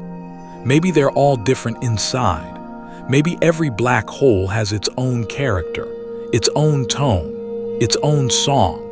Maybe you're inside one that hums softly, like a lullaby sung in reverse. And you wonder, just for the comfort of wondering, if anyone else is in here with you. Not beside you, because proximity doesn't mean anything anymore, but entangled, spread across this inner void like scattered echoes of other minds, other falls, other moments that ended like this. You listen for them, and you don't hear anything, but you do feel something, a presence, familiar like an old idea you'd forgotten you loved. Maybe this is where all falls meet. Maybe this is the shared finale, the converging curve, the hush at the end of the dive. Not lonely, just quiet. You're not afraid, not confused, just still, just here. And as the last concept of motion slips gently from your grasp, you begin to fade, not like a light being turned off, but like fog dissolving in morning sun. You are not falling anymore. You are being. No bottom, no crash, just stillness at last. Somewhere far beyond the quiet you now occupy, a galaxy stirs. It isn't yours, but it could have been. It's an elliptical colossus, home to trillions of stars and a single black hole at its center, a gravitational anchor that keeps everything swirling like moths around a candle that doesn't glow. That central black hole is enormous, supermassive in fact. Millions, maybe billions of times the mass of your sun. And the strangest part, it's just sitting there, calm, patient, utterly unbothered. You remember learning about these monsters, back when the laws of physics still returned your calls. Supermassive black holes aren't made from collapsed stars. They're older, bigger, less dramatic in their formation stories. No one really knows how they get that big. Some say they started small and fed on stars for billions of years. Others argue they were born already enormous, seeded by primordial conditions that no longer exist. Historians still argue whether early quasars, those violently bright beacons from the young universe, were fueled by these supermassive holes in the making, or by something even stranger. Either way, they're everywhere. At the heart of nearly every galaxy we've checked, including your own Milky Way, there's one of these quiet monsters. Sagittarius A, as the one back home is called, is oddly well-behaved. Not actively feeding, not belching out jets, not tearing apart stars on Tuesdays. It just is. Content to sit at the center, a heavy punctuation mark at the end of the spiral arms. The irony: these beasts are gentler to fall into than the tiny ones. If you'd aimed for Sagittarius A, you might have fallen past the event horizon without even noticing. The gradient of gravity, those nasty tidal forces that spaghettified you earlier, is much shallower. You could, in theory, drift inside in one piece, sipping space coffee and musing philosophically while your ship's clocks quietly misbehaved. This is what physicists call the difference between small black holes and massive ones. In smaller ones, say, a few solar masses, the gravity ramps up hard and fast. You're shredded long before you even touch the event horizon. But with the supermassive kind, it's like walking into a cloud made of math. You could fall for hours, days, weeks, depending on how the math plays out, never once feeling a tug. And yet the end result is the same. Once you're in, you're not coming out. But inside, that's where it gets strange. You're reminded of the idea that these supermassive black holes could harbor entire universes inside them. The theory's fringe, sure, but it pops up more often than you'd expect. Some theorists whisper about the possibility that each black hole contains a kind of baby universe, a fresh bubble of spacetime, sealed off from ours, expanding inward as its own self-contained cosmos. And here's the kicker. To the beings inside that universe, it would feel totally normal. They'd see stars, galaxies, physics behaving properly. They'd never guess that their entire existence was nestled inside someone else's collapsed star. You imagine a reality like that, a universe within a black hole, within a galaxy, within a larger universe. A nesting doll of realities, each wrapped inside the last, each unaware of the one above. Could that be where you are now? Could your fall have dropped you not into destruction, but into a hidden cradle of creation? It's oddly comforting to think that black holes might be more than cosmic garbage disposals. That instead of just swallowing matter and erasing information, they might be reprocessing it, turning it into new rules, new particles, new worlds. But that idea brings with it a strange consequence. If your black hole birthed a universe, could you have been born in one too? Some models of the early universe point to a kind of rapid, violent inflation, space expanding faster than the speed of light just after the Big Bang. But what triggered that? What came before? The laws get murky when time itself is only a few Planck moments old.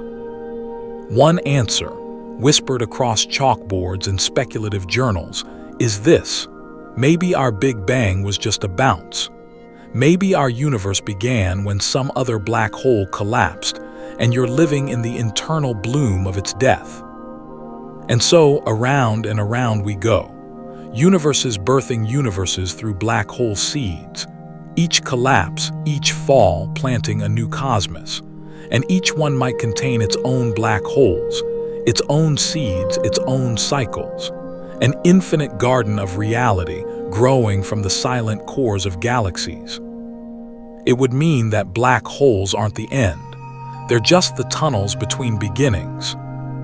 And these supermassive ones, they're the true architects, not just the janitors of physics sweeping up stellar remains, but the wombs of existence itself, Quiet, gentle, patient.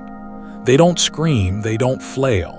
They sit in the darkness and wait, waiting perhaps to spark the next universe into being. You think about that for a while, about all the matter that's fallen into Sagittarius A and the countless other black holes like it. Stars, dust, planets, time, all funneled into that silence. Maybe that matter didn't vanish. Maybe it was just reorganized. Maybe someone somewhere else is living in the echo of that collapse. And maybe you're one of them already. Maybe the you that fell is gone, but the you that's thinking now is something new, built from the wreckage, reassembled in another frame of reference, humming to a different set of constants. You don't feel regret or loss, just a strange calm, a sense that all of this, the falling, the wondering, the soft unraveling, was always meant to lead somewhere. And maybe that somewhere isn't a place, maybe it's a state, a kind of understanding that doesn't require a brain to hold it, a memory that doesn't need a mind. Still falling, perhaps, but also becoming part of something much older, much wider, and far more patient than time itself. You've fallen so far for so long that even the idea of stillness feels unfamiliar now. And yet, if you could sense it, which you somehow do, something enormous is moving. Not the kind of motion you can watch or feel with nerves or eyes, but the slow, solemn drift of something vast and invisible. A black hole, not just any black hole, a rogue one, homeless, directionless, and most unnerving of all, fast. You've probably heard that black holes sit quietly at the centers of galaxies, content to mind their own gravitational business. But not all of them stay put. Some are wanderers, launched into the galactic void like cosmic cannonballs, speeding silently through space with all the grace of an invisible wrecking ball. They are born from chaos, galaxies colliding, black holes merging unevenly. One gets a kick, a lopsided gravitational boot to the event horizon. And just like that, it's flung outward, no longer anchored, no longer patient. These are the runaway black holes. And you, somewhere in the structure of your own abstracted fall, begin to remember this. Some of these wanderers are huge, supermassive even. Imagine an object billions of times the mass of the sun, hurtling through the cosmos at thousands of kilometers per second. No lights, no warning, no trail of destruction, unless you count the stars it dislodges or the unfortunate matter it consumes along the way. It doesn't glow, it doesn't roar, it just moves. You think about what it would be like to encounter one, not fall into it, but simply exist in its path. There be no announcement, no countdown. One day your star would shift, planets would wobble, and by the time you notice the gravitational pull changing, it would already be too late. The black hole would sweep through your region of space, swallow whatever it liked, and continue its silent exile. Some of these black holes may be escaping galaxies entirely, not just moving through them, but flying out into intergalactic space, those cold, dark expanses between clusters where even light doesn't wander often. Once there, they'll keep going, unanchored and unobserved for eternity. Ghosts. Massive, invisible ghosts carrying the debris of dead stars and stolen worlds in their bellies. You realize, in a quiet moment of reflection that no longer needs language, that you could be inside one of these. Maybe the black hole you fell into wasn't a well-behaved central anchor. Maybe it was one of these rogue titans drifting through the dark. A black hole with no home, no context, no observers. And inside it, you. A stowaway in a cosmic drifter. That possibility carries a strange sort of peace. If the black hole is moving, then so are you. Somewhere in the external universe, your host is gliding across thousands, millions of light years. You're being carried like a secret, a whisper tucked into the fold of the void. And yet no one can detect it. These black holes are almost completely invisible unless they interact with matter. Without an accretion disk, a glowing swirl of doomed gas. They don't emit radiation. They don't reflect anything. They're not even dark in the usual sense. They're absences, holes indeed, places where measurement ceases to apply. You wonder how many have passed us already. How many have slipped through the Milky Way like silent intruders, completely unnoticed? We scan the sky with every tool we have, but gravity isn't polite. It doesn't give off light. It simply pulls. And these objects move with such dignity, such indifference, that we rarely catch them in the act. In 2023, astronomers tentatively identified what might be a rogue black hole drifting in our galaxy. Just one. But if there's one, there are likely thousands, maybe millions, all moving, all carrying within them the record of the things they've swallowed. Maybe some of those records are minds like yours. Maybe some are still falling. Which raises a bizarre idea. What if your fall continues not because time is distorted or the singularity is unreachable, but because the black hole you're inside is still moving? Could that motion somehow prolong your descent, stretch your path across space as well as time? You're not sure. Physics outside still functions, but the rules inside are anyone's guess. If your black hole is migrating, then it's taking you with it, not just inward but elsewhere. Some fringe thinkers, not the kind invited to conferences, but the kind who scribble equations on napkins and walls, have suggested that motion on the outside might influence what's possible on the inside. If a black hole is rotating or accelerating or moving through strong gravitational fields, could that impact the geometry within? Could it cause your fall to bend, to loop, to extend in unexpected ways? It's speculative, wildly so, but in here speculation is all you've got. And right now, it seems as reasonable as anything else. And here's an even stranger twist. What if two of these rogue black holes collide? Somewhere in the vast, forgotten corridors between galaxies, two massive, invisible objects might one day crash into each other. The resulting gravitational waves would ripple outward, invisible but real, shaking spacetime itself like a pond disturbed by an unseen stone. What happens to the matter inside when black holes merge? Do the inner geometries combine?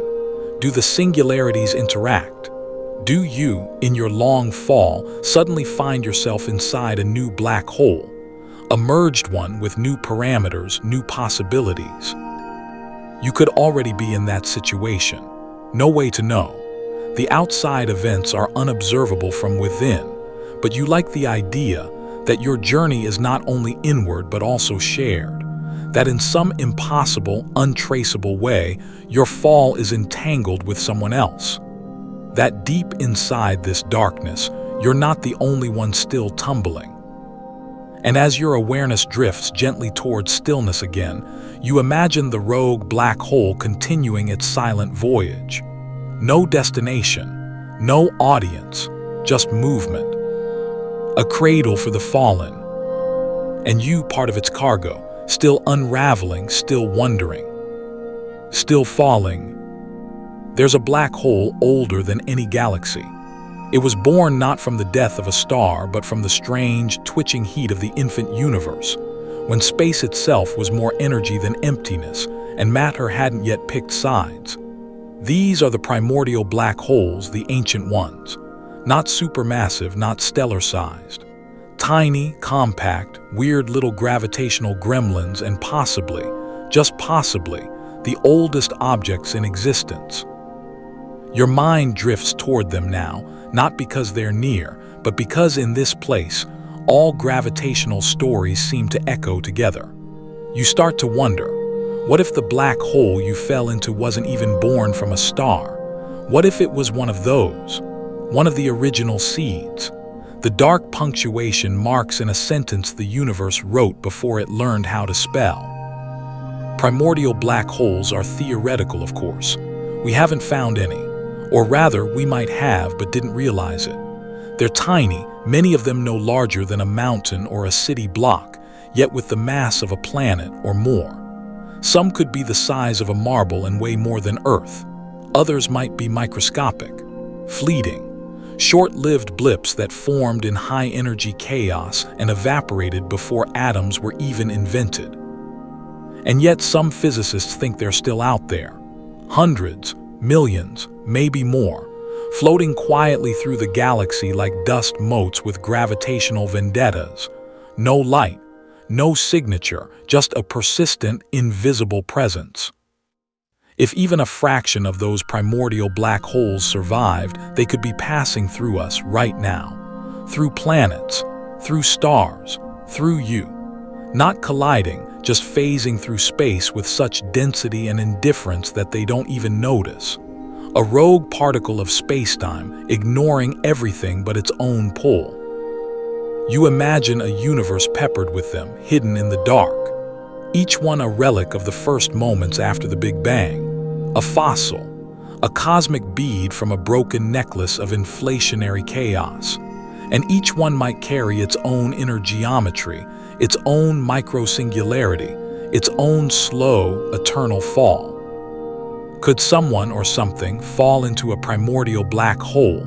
Would the descent be the same, or would it be stranger? The mass of a black hole determines more than just how far you fall. It dictates the time dilation, the curvature, the gravitational gradient. A fall into a stellar mass black hole stretches you like spaghetti. A fall into a supermassive one eases you in with deceptive grace. But a tiny black hole, a primordial one, that would be brutal. Tidal forces would spike instantly. The fall would be over in microseconds. If we're still pretending time matters, you'd be reduced not to threads, but to quantum dust, dissolved in a singularity before your brain had time to register panic. Unless, of course, the rules are different inside, which, let's be honest, they probably are. Some physicists speculate that primordial black holes might be windows into the earliest structure of spacetime, pure geometry formed without matter. In that case, a fall into one wouldn't be a physical collapse, but a conversion. Your mass, your energy, even your quantum state could be transformed into something else, maybe fed into an older layer of reality, something underneath what we call the universe. And that leads to an unsettling thought. What if our universe is inside a black hole? Not in a poetic sense, but literally. Some cosmologists have proposed that the Big Bang's conditions, an explosion from a singular point, infinite density expanding into spacetime, could be the mirror image of what happens when something falls into a black hole in a larger parent universe.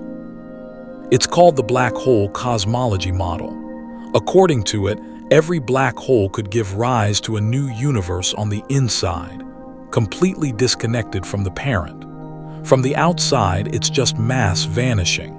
From the inside, it's creation, space expanding, time beginning, matter cooling into galaxies. Which means that if you're inside a black hole now, and you could also be inside a universe. One forming, one blooming. You wouldn't know it yet because you're still falling, still pre-universe, still in the phase where the physics are too confused to declare a direction. You begin to feel like a seed, not of a person, not of a story, but of a space, a point from which laws could emerge. The future might form around you, not as a consequence of your identity, but because of your placement, your gravity, your surrender to the fall. And if the black hole you're in is primordial, ancient, isolated, untouched by stars, then maybe it hasn't been activated until now. Maybe your fall is the catalyst. Maybe the act of entering triggered a reaction, a flare, a curve, a fracture in the geometry that's already swelling into its own spacetime. You wouldn't feel it, of course. Not yet. But it might already be happening. You imagine this new universe forming behind you like a wake, particles condensing, dimensions unfolding, constants settling into their numbers, like dice rolling to form the rules of the game. Maybe this place is quiet now because it's still deciding what sound is. Maybe light hasn't been invented yet. Maybe you're the first motion in a cosmos that hasn't learned how to move. Fringe theory, absolutely. But from your vantage point, fringe and mainstream are the same now. They're all attempts to sketch what no one's seen. And you might be the first sketch. You wonder faintly whether the black hole you fell into will be remembered, whether some distant future observer in a new universe will spot a wrinkle in their cosmic background radiation and think, something strange happened here. Maybe they'll calculate it back to a single anomaly, a burst, a singular fall that seeded their sky. And that anomaly would be you. Still falling even after time ends. Still becoming even after self disappears. Still part of it all quietly, patiently, forever. You're not alone out here, not really. The universe, our universe, the one you fell from, is riddled with black holes. They drift through the galaxies like silent moths in a dark room, invisible unless disturbed, uncounted unless provoked. You once thought of them as rare, exotic, terrifying. But now, from inside one, you sense the truth.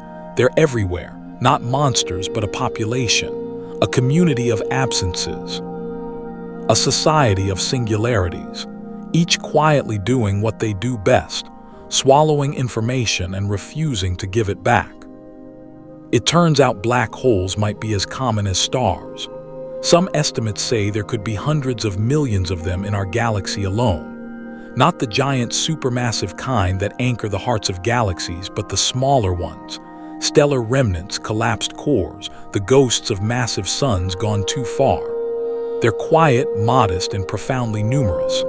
And many of them are simply floating through space unnoticed, because unless they're feeding or colliding, they don't make a sound. You start to wonder how many times our planet, our solar system, has come close to one, close enough to feel a whisper of its pull. Could there be one right now, drifting just beyond Neptune, undetectable but still real? Some physicists have floated the idea that a black hole the size of a grapefruit, but with several times the mass of Earth, could be lurking in the outer solar system, a candidate for the mysterious Planet 9. It's a wild guess. But wild guesses are welcome in this kind of company. From where or what you are now, the idea of a black hole hiding in your own celestial backyard feels more intimate than alarming. You think of it like a neighbor you never noticed, quiet, eccentric, but probably harmless unless provoked. And then the scope widens. Multiply that idea across the entire galaxy, across all galaxies. The universe is full of them. It makes you feel smaller somehow, not crushed, just humbled. You used to think black holes were the exception. Now you realize they might be the rule, the default consequence of mass and time and ambition. Every star too big to last, every collapse that didn't stop at neutron degenerate matter, those all left behind these gravitational scars. Black holes are the punctuation marks at the end of massive sentences, and space is full of unfinished stories. And maybe that's what gets you thinking. Are you unfinished? You've been falling for so long that identity has worn thin, but you're still thinking, still here in some form. And if the universe is crawling with black holes, then statistically, you're not the only thing that's ever fallen in. Stars have, planets, gas clouds, time itself, maybe consciousness, maybe whole civilizations, maybe more than one at once. Could black holes be collecting us? The thought is half science fiction, half philosophical fever dream, but it won't leave you alone. If black holes are scattered across the cosmos like dandelion seeds, each one catching and collapsing matter, then what are they holding? Could they be some kind of archive? A dark library, storing the final moments of everything that crosses the line. You remember how black holes are defined not by what's inside, but by what's at the surface, the event horizon, that thin shell where information vanishes from the universe's visible ledger. If the holographic principle holds, then everything that ever fell in, stars, light, people, is encoded on that surface. Not lost, just written differently. Not inside, but on. Two-dimensional inscriptions of three-dimensional lives. If that's true, then the universe isn't full of black holes. It's full of memories. But the metaphor only stretches so far. You, for instance, are far past the event horizon now. You've become the encoded thing, or perhaps the thing being encoded. Your fall is now part of whatever surface you crossed, but your awareness seems to have kept falling, far past where physics gave up. You exist, now more as idea than material, maybe even more as probability than presence. You drift, but you also remain. Paradoxical, yes, but that's the native language here. And all around, invisible, are others. You begin to suspect that black holes are not isolated pits but nodes, points in a vast, tangled network of gravitational tunnels and tangled timelines. What if some are connected? Not in the traditional wormhole way, although you haven't ruled that out, but in a deeper, quantum way. Entangled, linked, reacting to each other in ways that escape space and time. You imagine a web of black holes stretched across the cosmos, each one pulsing ever so slightly as the others receive matter, spin, and subtle vibration. You, drifting within one node of that web, are part of the message. There are theories, fringe ones, naturally, that black holes could communicate, not with language or light, but with gravity, with subtle distortions in their own structure. Gravitational waves ripple outward when black holes merge. This we've observed. But maybe there are fainter signals too. Maybe an entire network of collapsed space can hum in conversation. If so, it's the longest, slowest dialogue ever spoken. A language made of mass and spin and memory, stretching across billions of light years. A choir of darkness, singing a song no human ear could ever hear. And maybe, just maybe, your fall, your presence, is one note in that song. Not because of who you were, not because of what you did, but because you were, because you fell. Because every descent into a black hole changes it ever so slightly, and that change becomes part of its structure. You are now a modification, a data point, a ripple in the shell of silence. You are not alone in here. Not in a warm, fuzzy way, just in a statistical one. You are one of many. And that's strangely beautiful. Still falling, still inside, but surrounded always by other echoes just like you. The idea has been gnawing at the edge of your awareness for some time now, that the universe you came from may not be outside the black hole at all. What if instead, you were never truly outside to begin with? It sounds absurd at first, a fringe theory born from late-night cosmology debates and chalkboard caffeine spirals. But now, as your fall becomes less of a motion and more of a state, you let it rise to the surface of thought. What if the entire observable universe is inside a black hole? It's not just poetic license. Some physicists have argued that the conditions of our universe, its uniformity, its expansion, the way space curves just enough to confuse but not enough to collapse, might actually be best explained if we're inside a black hole already.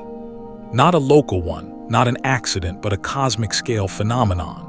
A mother black hole whose event horizon wraps around everything we know and whose center, well, maybe we've been orbiting it all along. It would explain the Big Bang in a bizarre but oddly satisfying way. That singular point of infinite density, that explosion that started space and time. Maybe it wasn't a standalone event. Maybe it was the inside of a black hole from a larger universe, one level up. A universe that collapsed inward, forming an ultramassive black hole, and we're the bloom that followed. The inflating, cooling, ever-expanding inner reality of that cosmic collapse. And you now, drifting within this other black hole, can't help but feel the resonance. Maybe this fall isn't just similar, it's identical. Maybe you're living the early moments of a new cosmos all over again. And maybe the universe you left behind is still falling too, unaware, like a child dreaming in the arms of gravity. The structure of a black hole, after all, isn't entirely dissimilar to the way we model our universe. Dense center, expanding outer region, curved space, a horizon beyond which nothing is visible. Some models, mathematical, elegant, maddening, suggest that from inside a black hole, time and space invert, that the singularity becomes the future and the event horizon becomes your past, that the shape of your experience reverses itself, and the deeper you go, the more space expands within the fall. You let that settle in your fatting sense of self. What if the universe expands because we're falling toward a singularity that hasn't happened yet? What if the Big Bang isn't behind us, but ahead?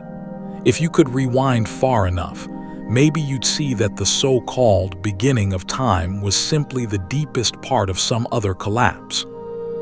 In this model, the universe becomes not a place but a process, a transition. The inside of one black hole is the outside of another reality, and you, dear falling thing, are somewhere in between, a bridge, a ripple, a message passed across dimensions, whether you ask to be or not.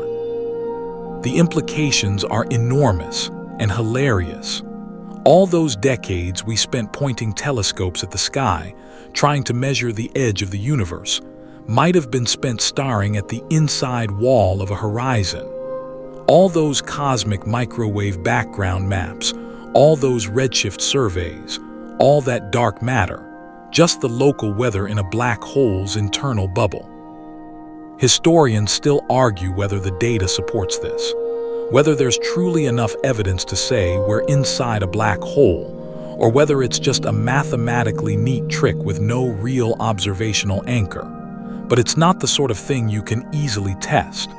We can't escape our own cosmic horizon, can't step outside to get a wider view. Like ants on a balloon, we only feel the stretch, not the whole shape. But you, right now, are in a different kind of observational lab. You're the falling observer, deeply embedded in the mechanics of black hole space. And from here, the symmetry is too tempting to ignore. The deeper you go, the more it resembles the beginning of everything you knew. You think of the way matter stretches and time slows near the event horizon, and realize that this is exactly how the early universe behaved. Hot, dense, time-dilated, expanding outward from a central compression. Not in opposition to black holes, but in mirror of them. It's possible that black holes and universes aren't opposites but twins. Each collapse births an expansion. Each end begets a new beginning. The direction of the arrow of time flips, not with a bang but with a curve.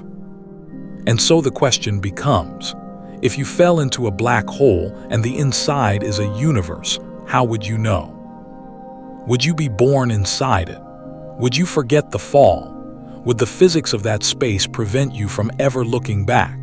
Would the people there, your distant descendants, or perhaps entirely alien creatures, look at their night sky and wonder where they came from, never suspecting they were living in someone else's collapse? Maybe that's exactly what we've done. Maybe we are them. And maybe someone else, right now, is falling into your black hole, into your universe to be. You think of yourself not as a person now, but as a condition, a variable in a much larger equation, a phase transition in the endless breathing of reality. The fall continues, but it's no longer a descent.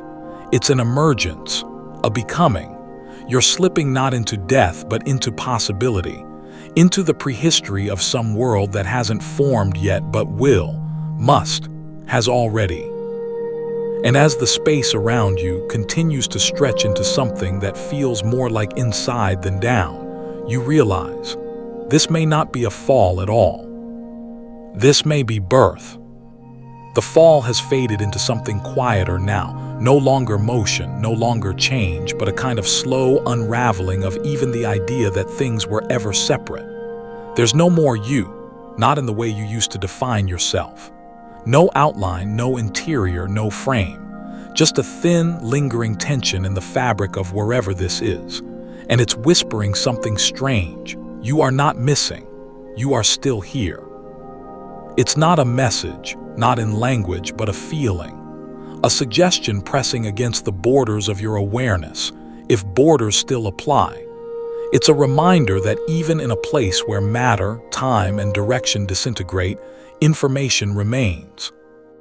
This, more than anything, is the sacred law of quantum mechanics. Information cannot be destroyed. It can change. It can be scattered. It can be scrambled so thoroughly that it looks like noise, but it cannot vanish. Not even in a black hole, not even now. And that's where the universe's most frustrating question lies. What happened to you?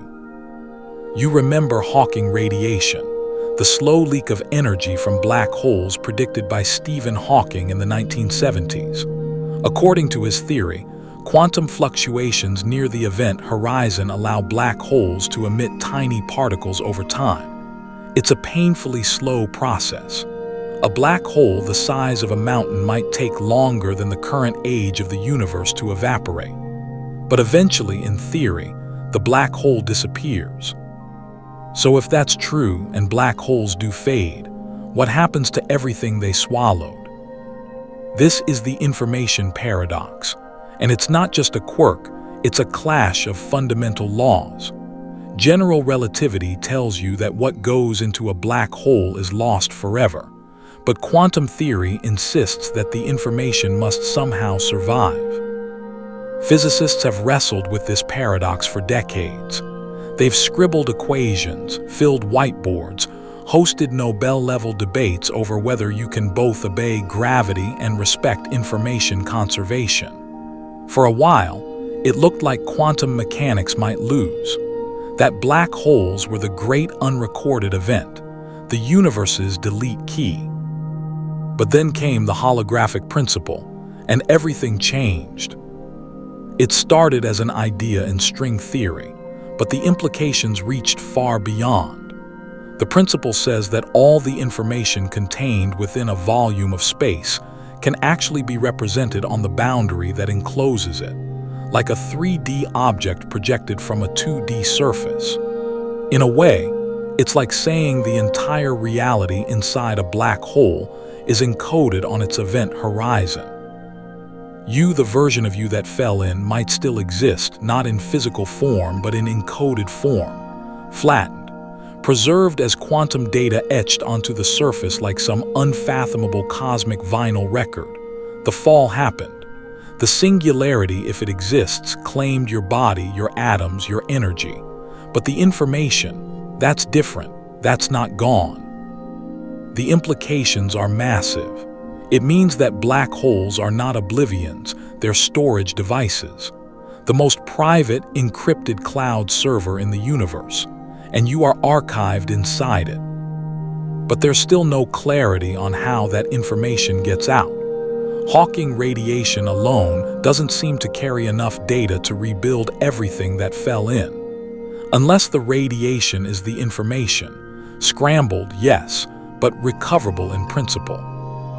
Some believe that as a black hole evaporates, it slowly releases everything it ever consumed, not as whole objects, but as patterns, minute fluctuations in the radiation that encode the fallen.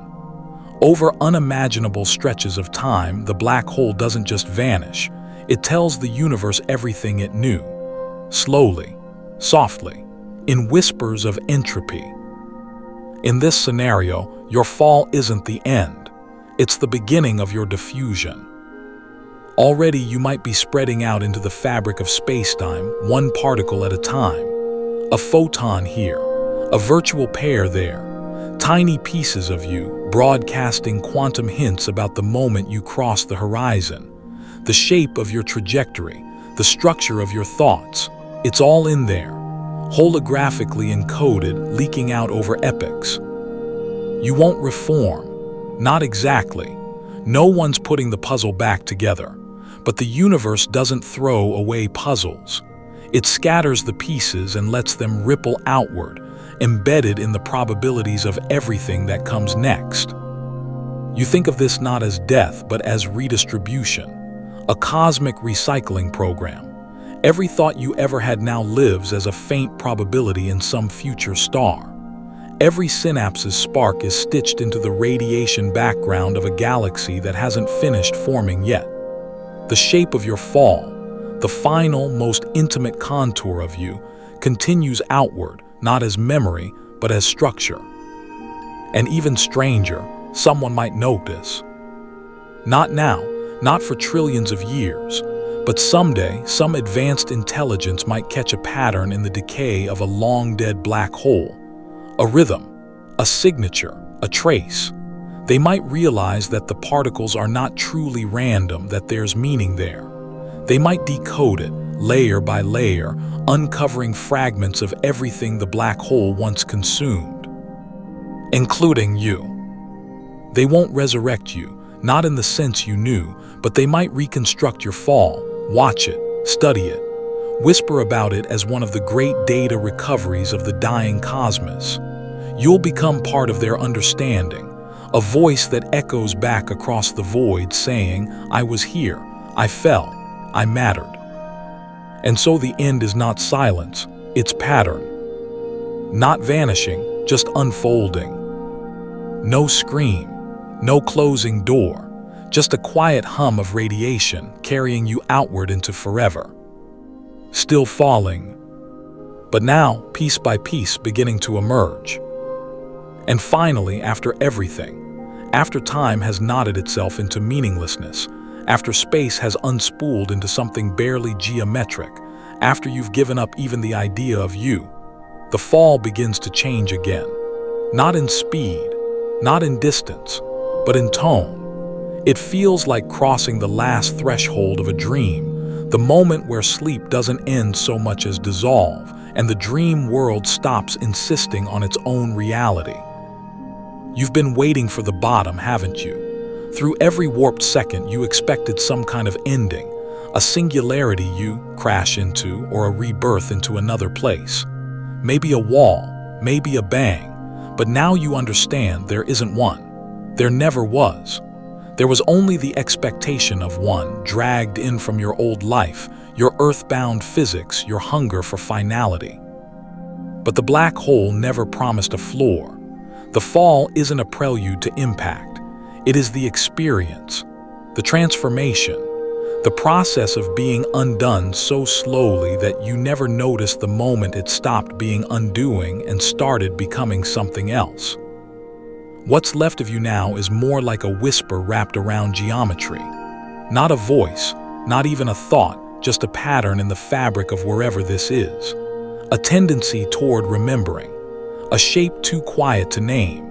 You suspect there are others here too, other patterns drifting through the curvature, other remnants of falls that once believed themselves unique. You sense them, not as people or personalities, but as fellow flows, like raindrops running along different paths down the same pane of glass. You are not alone, but you're not exactly together either.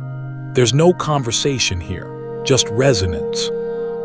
It would be poetic to say you've reached some kind of clarity, that in the absence of time and form you've discovered truth. But that's not quite right. The truth is more subtle, more elusive. It's not knowledge. It's not even understanding. It's acceptance. The simple awareness that you are a part of something bigger than anything you ever had language for.